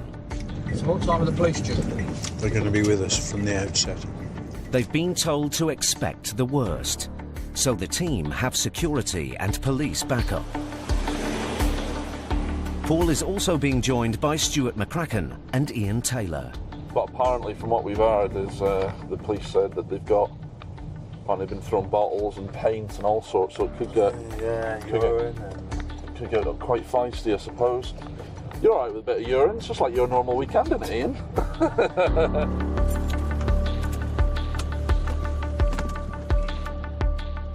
Steve Pinner and his son Ben are already at the site. But this eviction isn't going to be straightforward. That house there. Paul and Ben brief the three teams. We'll surround the building at our appointed positions. They have been known to throw paint and urine, and if they are, please stand back. And we want spotters at the back watching the upstairs windows, just in case there's a television coming out to be dropped on us. Just some more intel. There's also someone inside that also glassed someone recently. Obviously, they've been noticed barricaded, which includes fridges. You may find a fridge coming down the stairs. Whatever they face, Paul wants the agents to remain calm. The important thing to remember on this is low-key, non-confrontational. Let's go. The former nursery is on a main road in Brixton. The agents split up to check all the different entry and exit points. Stuart and Ian guard the front. Well, the front door's been barricaded in, hasn't it? What makes these people dangerous is the fact that they've got nothing to lose. They're already homeless. This is the reason why we need a bit of police presence. At the back of the house, the team have to get over a high fence and locked gate to gain entry. Just pass me a bar.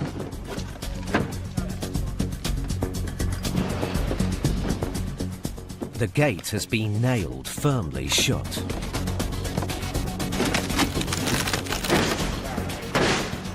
The squatters have been here for over 5 weeks and have made it hard for anyone to get in.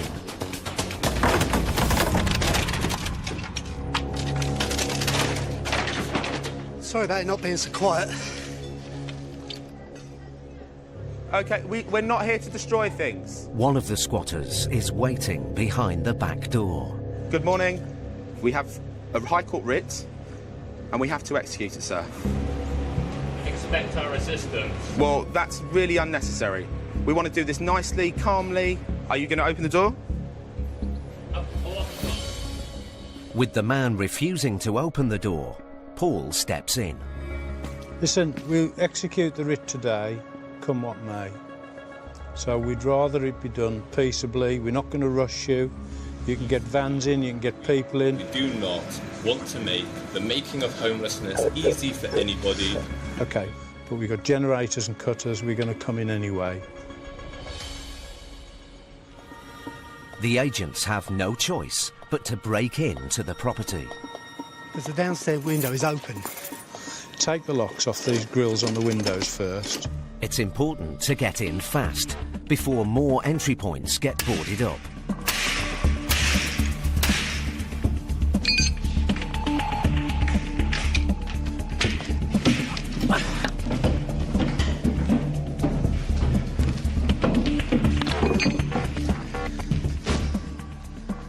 Successfully in, Steve now smashes open the barricades, blocking the back door.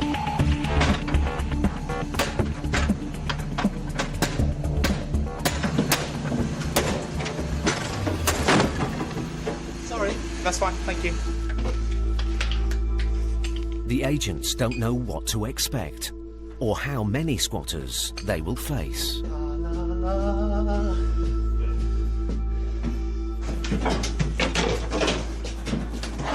Good morning, sir. I'm sorry that we're going to have to ask you to leave today. OK, so we have 1, 4, 5. Oh, for fucking hell. People living like this. Normal shithole. This is almost as untidy as my house. When you get into these properties, for some reason they just trash the building. And for no particular reason. Why would I want to live in somewhere that's filthy dirty? Hygiene is like next to zilch. I couldn't do it. Ben finds the man he spoke to through the door, Glenn. How many of you here? I thought there was more. I'm not even sure of numbers at the moment because quite a few people have gone away for a few days. Apparently there's about 12, 13 people in there at the moment, but apparently there's 32 classified as missing. So they might come back, they might not. Paul and a police officer inspect a former classroom. So just look out for needles and things. And find evidence of Class A drug use. That's a big enough needle to tranquilise a horse, isn't it? Yeah. More squatters have now returned. But as they begin to leave the house with their belongings, tensions start to rise. I'm not letting anybody to touch my stuff, right? You wankers, go get real jobs. Go fuck yourself. Some of the squatters have started drinking alcohol and don't seem in a hurry to leave. As various vans arrive to collect their belongings, the squatters decide to move from the former nursery playground to the yard next door. Ben realises that they could try and squat there instead. He takes immediate action.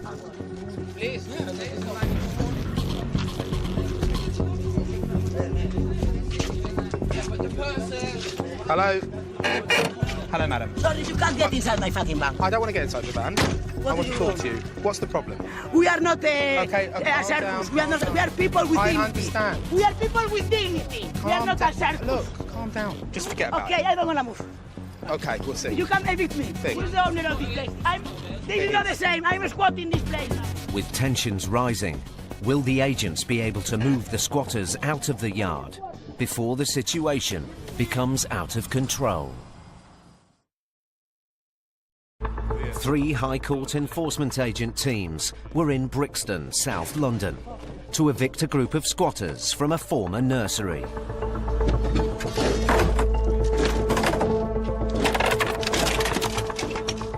We have a High Court writ, and we have to execute it, sir. Expect our resistance. The eviction started peacefully, but once in a neighbouring yard, the situation became volatile. I'm squatting this place now. Now the agents have to use all their years of experience to take back control of the situation. Just forget about it. Okay, I don't want to move. Okay, we'll see. The owner of the van has decided she's not going anywhere. This is just getting a little bit heated out there. We need some action. Okay, we're gonna live here now. How are we gonna spot this place? Ben appeals to the other squatters for help. Right. Someone that speaks a bit of sense, tell her to calm down. Don't talk to them, they're not human, obviously. They don't care about the actual human. Oh no, poor people. Oh, sorry, I'm just doing my job. Diminish sense of responsibility. With the atmosphere becoming tense, Ben tries to reason with the owner of the van. You can't squat here, madam, because you're causing obstruction to the highway. Does anyone want to talk some sense to her?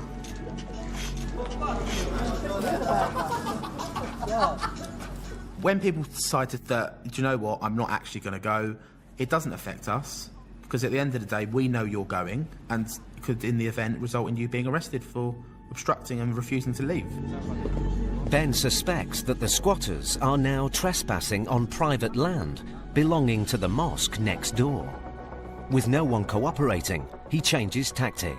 Good morning, sir. Is the Amman available?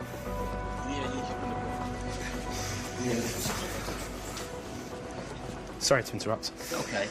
We're here, obviously, next door to evict the squatters. Okay. The piece of land at the very back. Right. That is yours. Yes. Okay. With your authority. Right. You could have employed my company as a security, and we can remove them that way. No charge. Thank you very much. Take care. Okay, no problem. Thank you. The Imam has given Ben the authority to remove the squatters from the land. Just so you know, this land is owned by the mosque. We are instructed for the mosque security. It's been 4.5 hours since the agents first arrived. Everyone starts to leave, including the female van owner. But some of the squatters are still in no hurry.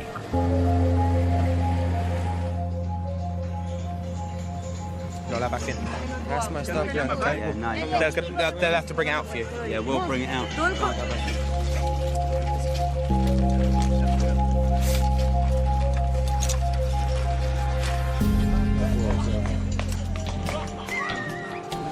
Morning. The landlord's agent has arrived. He explains the property had been left empty, waiting for council approval to turn it into private dwellings. As soon as Goods has put the sign up at the front, the property, it was, you know, he had somebody come in and checking it over, but they went one night, came the following day and it was occupied and that was it. So, I mean, how can you live like that? It's just horrendous, isn't it? The main problem is, I mean, it's great getting properties back for landlords and things like that, but it's the whole damage that's left behind. It's not like when a property is legally rented out that if it's left in a bad condition, then they can legally take their tenants to court. Unfortunately, because they're squatters and they had no legal right to be here, they can't do that. Glenn has a first-class university degree in maths. He sees any empty property like this as fair game to live in. Squatting for me is just my escape from rent. I don't want to be put in a situation where a large proportion of my wages goes towards someone who's rich enough to buy a property. I feel everybody should have an equal opportunity in being able to shelter themselves. But we'll just keep moving on, building after building after building. The agents have turned what could have been a challenging situation into a peaceful eviction. This is the disturbing part. Every one of those people there felt that they had an absolute right to be there. We know from speaking to the agent that the property company is trying to get a change of use so they can turn it into dwellings. In other words, to house homeless people. Not this sort of homeless people, but people who will pay rent.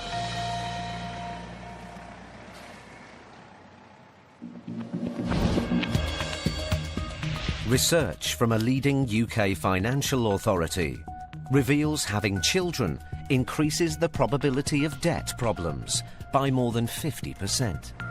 The hardest hit are single parents, who are 1.5 times more likely to be in debt than two-parent families.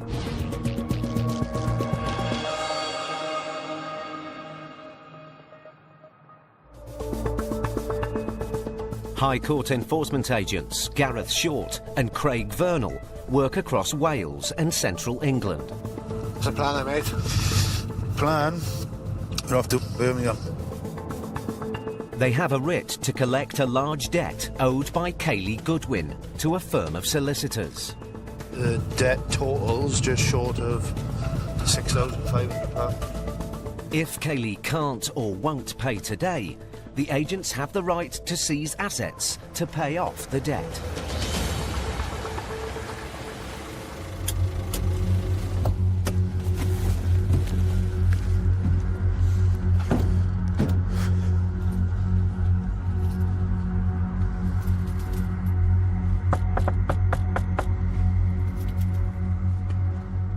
The writ allows the agents to make peaceful entry through an unlocked door. Hello?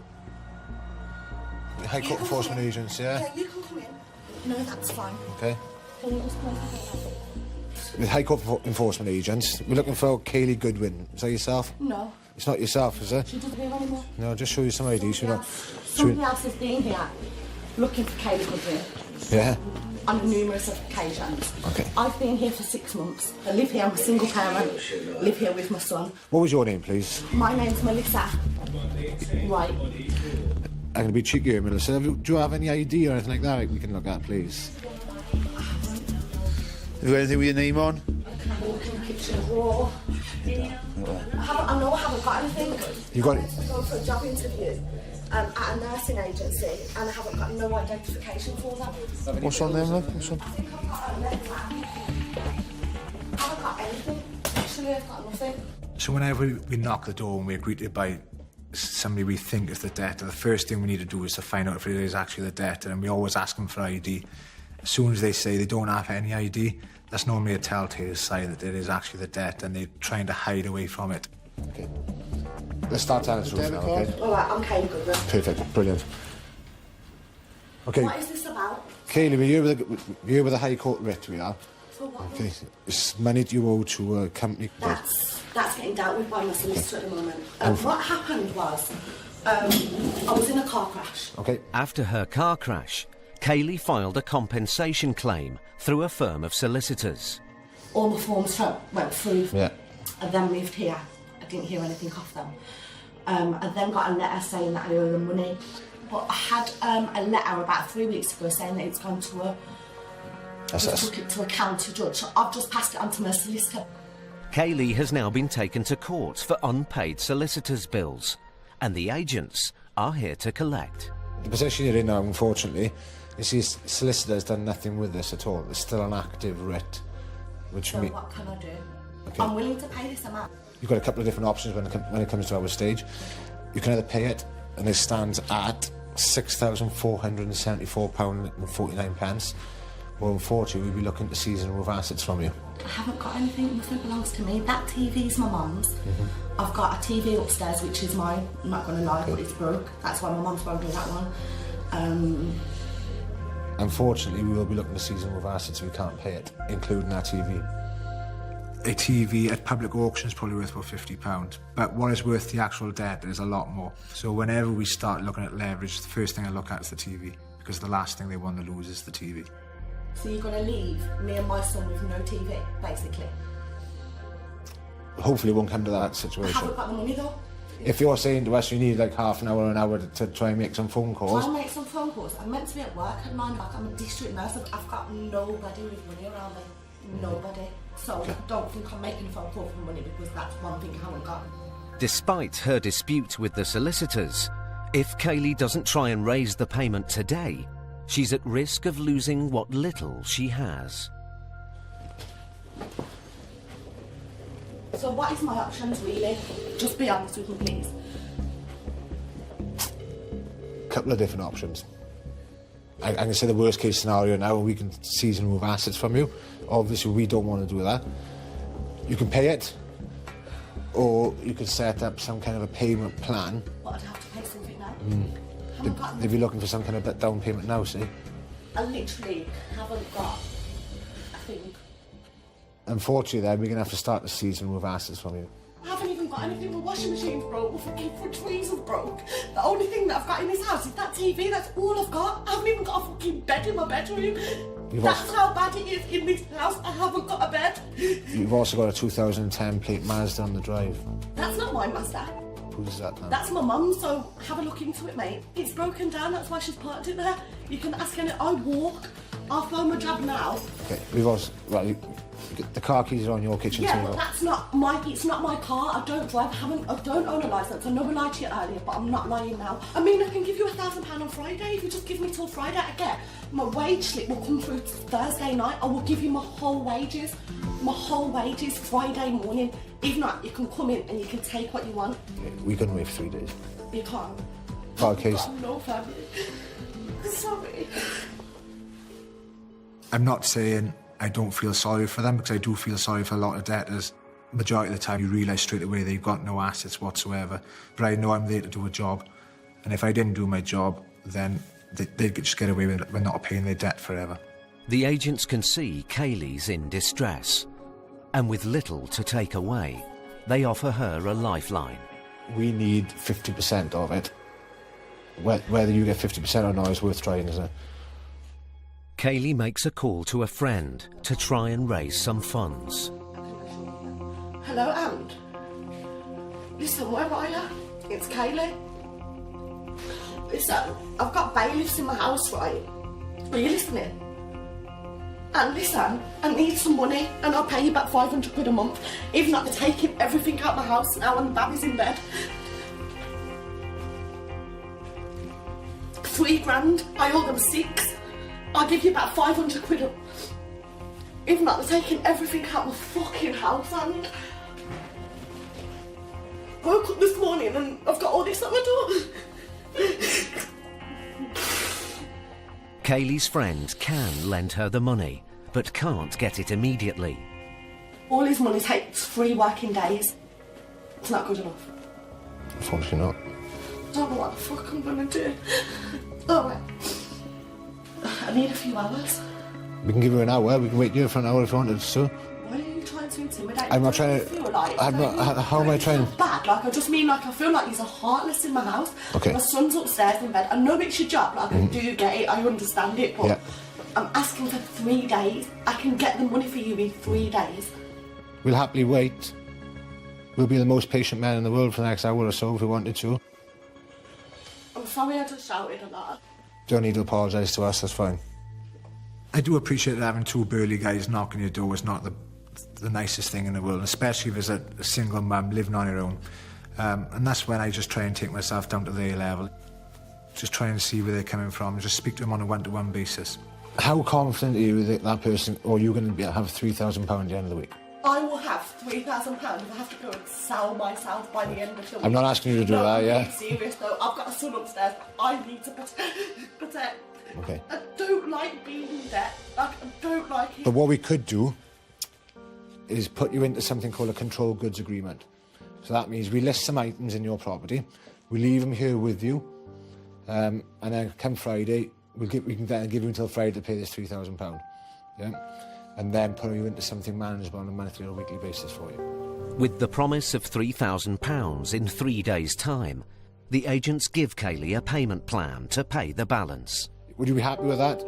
That's all it takes. I take a quick seat here and let me explain this easier, yeah? By signing the controlled goods agreement, Kaylee enters a binding contract. Come Friday now, we're going to make that payment. It's that number there. Yep. All the best. Hey, all the best tonight. Thanks, Kaylee. Take care. Kaylee now has 3 days to come up with £3,000. If she doesn't pay by the deadline, the agents will be back, and she could lose her possessions. Gareth and Craig have managed to get a result from a difficult situation. But in Paul and Steve's next case, I am really the victim for his landlord. they face a tenant locked in a bitter dispute with her landlord. What about my children? They go to school, they have exams, they close their books.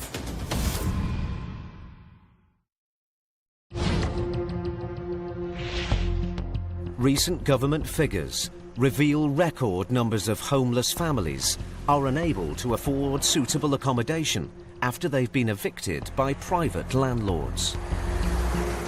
In the last 5 years, there has been a 25% increase of families with dependent children in temporary accommodation.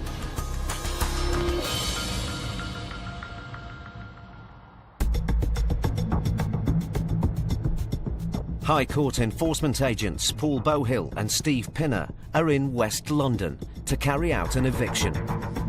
Next job we're on our way to is a repossession.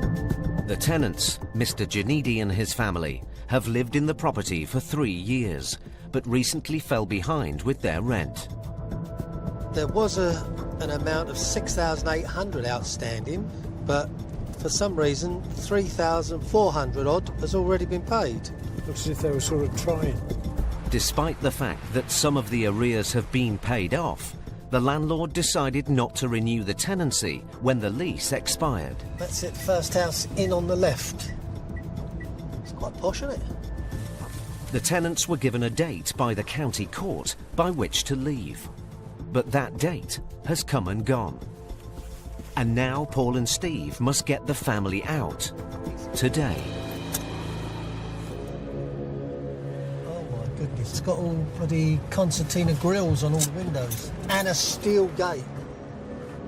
It's very secure, isn't it? That's a high security lock as well, isn't it? Yeah. This is an odd one, isn't it?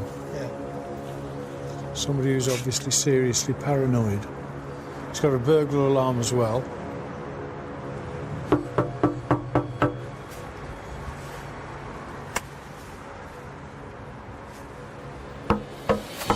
Oh. Hello.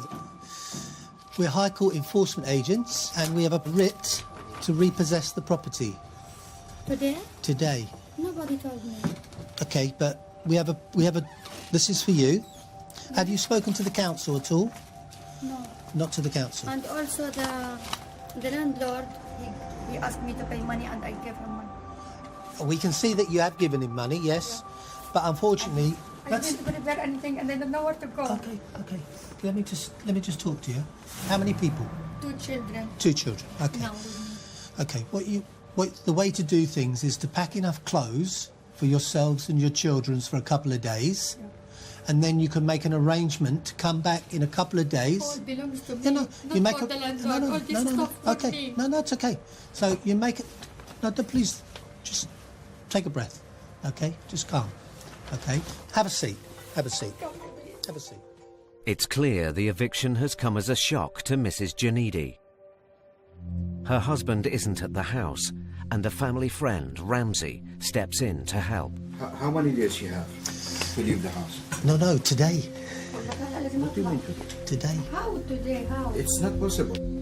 Steve explains that after the tenancy ended, the court instructed the family to leave 8 weeks ago. I told him I am ready to pay all the arrears. He asked me what you can pay. I said tomorrow I go and I went, paid 2,500 after I wiped everything. And I said I am very ready to give the money and please give me the tenancy agreement. Why I paid him 2,500? Tell me why. For nothing? Mrs. Janidi claims that her landlord agreed to renew her tenancy after she'd paid off some of the arrears. But the High Court writ orders immediate eviction.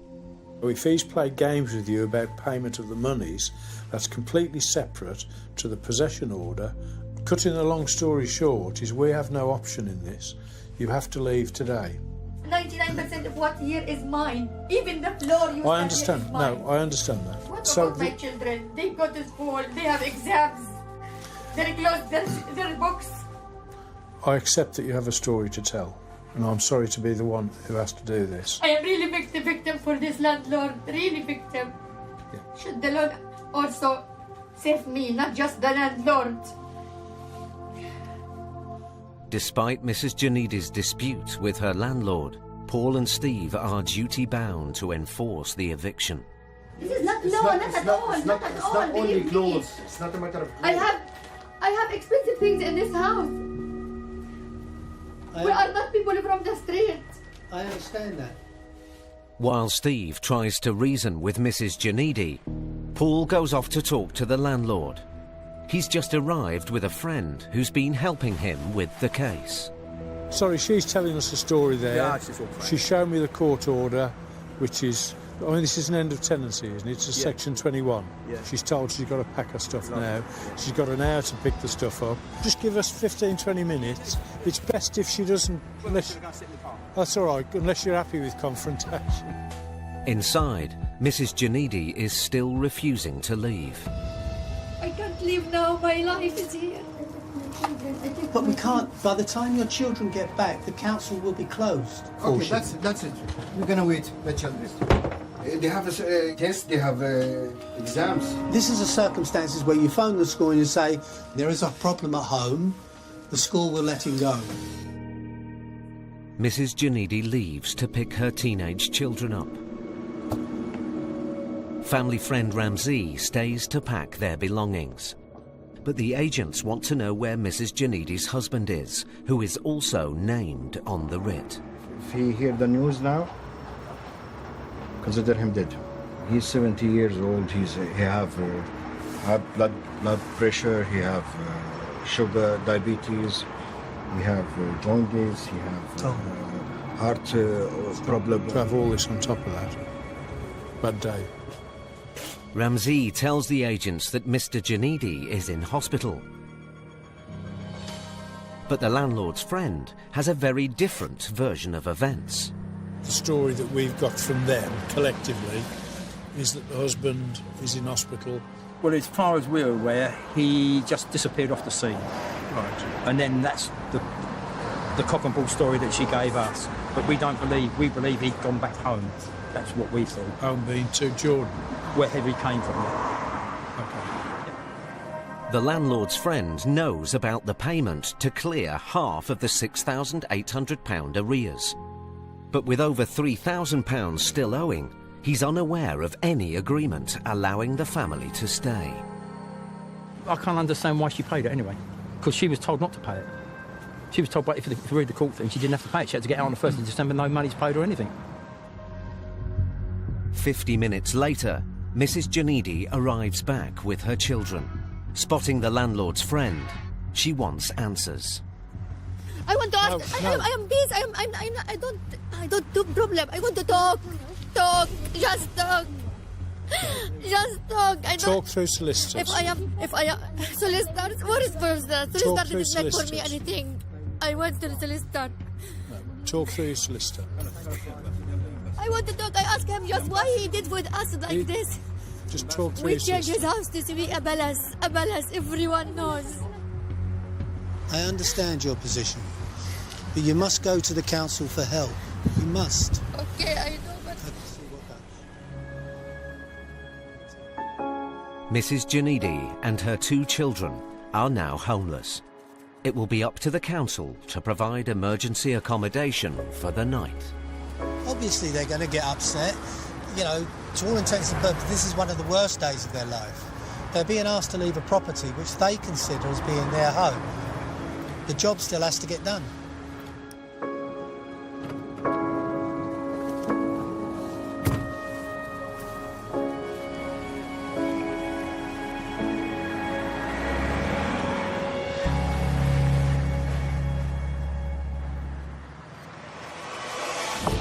Recent research has revealed that half of all payments owed to firms are overdue, with the average amount exceeding £40,000.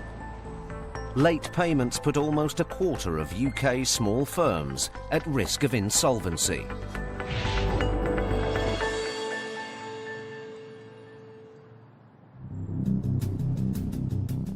Gareth Short and Craig Vernal are back on the road again. This time they're in Bristol to recover a debt of over £10,000 owed by a plumbing business to a supplier. We are going to see Phoenix Engineering Southwest Limited. It's currently to the tune of just over £10,000. It's a big one. Yeah. The agents have already visited the company's warehouse without success. Notice of the writ has been sent to the home of its director, Jasmine Lovell, and now the agents are on their way to recover the debt. Gareth and Craig immediately spot a potential asset they could seize if Mrs. Lovell can't or won't pay. There's a bill there, or an invoice for purchase under the name of Lovell. So it's definitely this vehicle is linked to the defending company.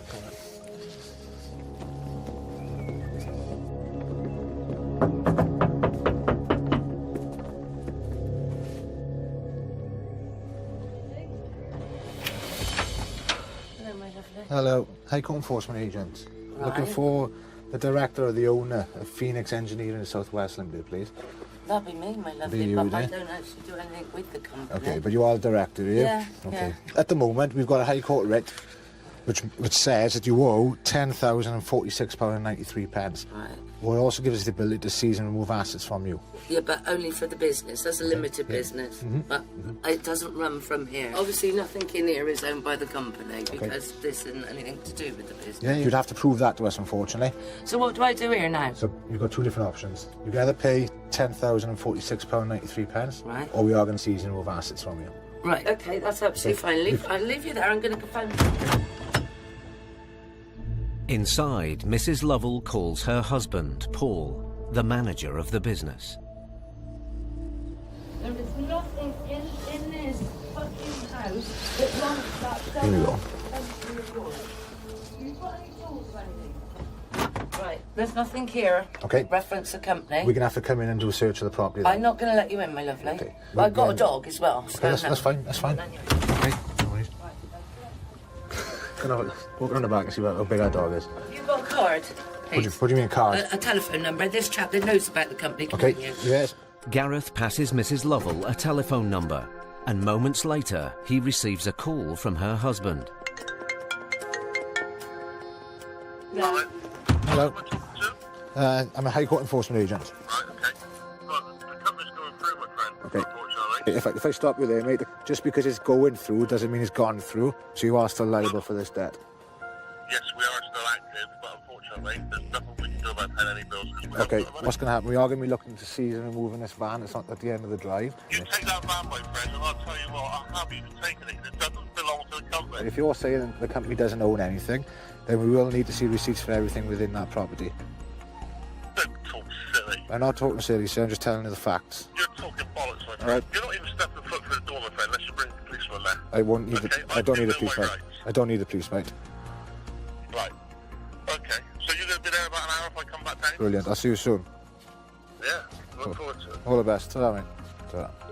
With Mr. Lovell saying that he can't pay, will Gareth and Craig get the £10,000 they came for?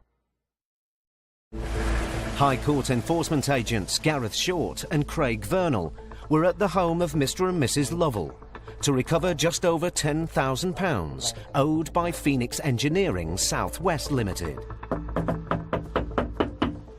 Right, there's nothing here. Okay. Reference the company. After Mrs. Lovell closed the door on them, her husband called the agents, claiming the company couldn't pay the debt. You take that van, my friend, and I'll tell you what, I'm happy to take it. It doesn't belong to the company.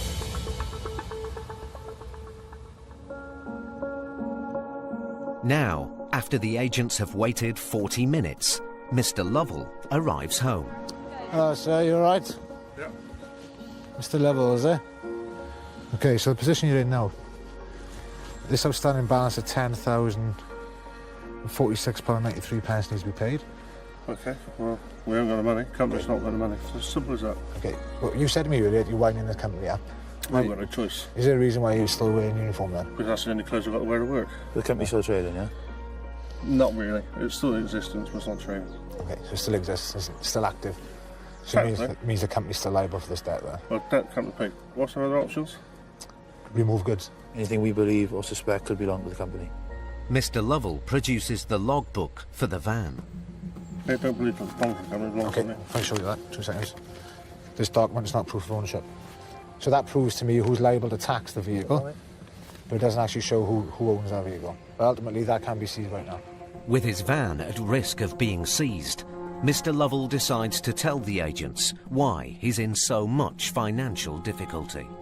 we've got a contract in Bristol which these claims done, which we've not been paid on, 110 grand. One of the reasons I've not been paid on that contract, unfortunately, he went bankrupt. Just because somebody owes you money doesn't mean you don't have to pay somebody else. Yeah, no, totally agree. If you cannot pass debt on, it's okay to owe other people money. Then you need to do what you've got to do then. Okay. All right. Because at the end of the day, I ain't nothing, mate.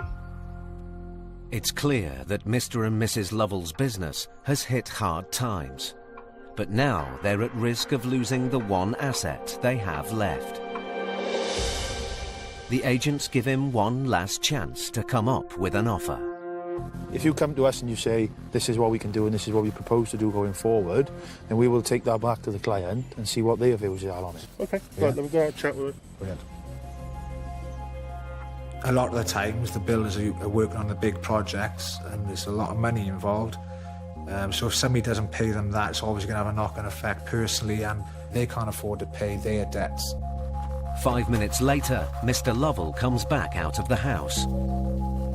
Gareth and Craig are hoping for a substantial down payment towards the £10,000 debt. She's on the phone to her sister. Yep. We might be able to raise the grand, but that's about it. I'll speak to the office now, see if they accept that. You need to have a think about what you can offer going forward on a monthly basis. His £1,000 offer is a fraction of what he owes. I don't think that's going to be accepted. Try it. Gareth calls the office to check whether Mr. Lovell's offer of £1,000, together with a payment plan, is enough to save his van. He's offered a down payment of £1,000. Yeah. And then clearing the balance in 3 months. From our point of view, Jane, right? We've got no assets inside the property. We have got a 56 plate Ford Transit.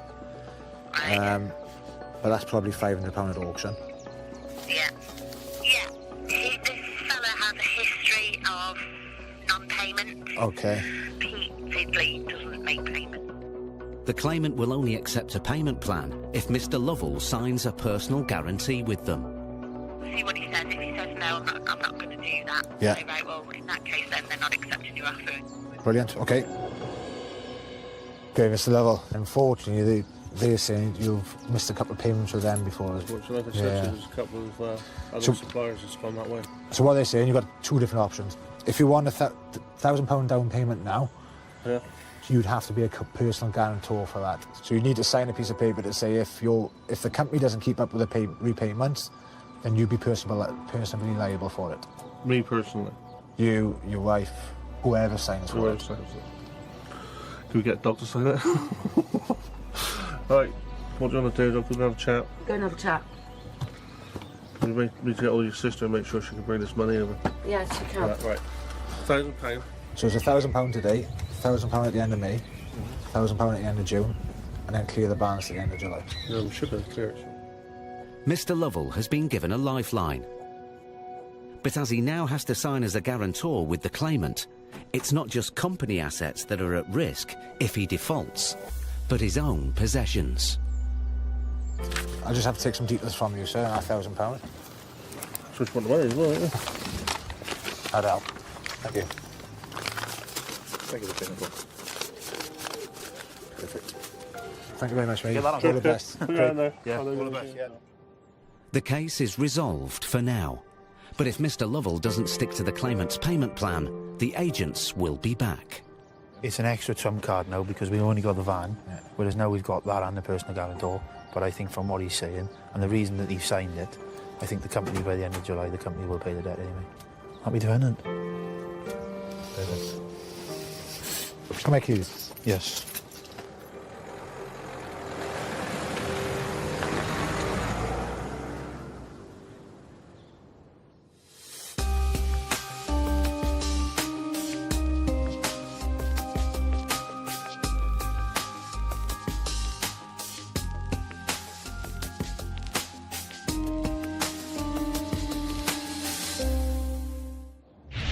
Next time, We fucking won't be stepping in here, mate, to tell you that now. a Can't Pay special discovers exactly what it's like to do one of Britain's toughest jobs. You can keep the chain on the door if you like. I'm going to find who you are, I'm going to find where you live.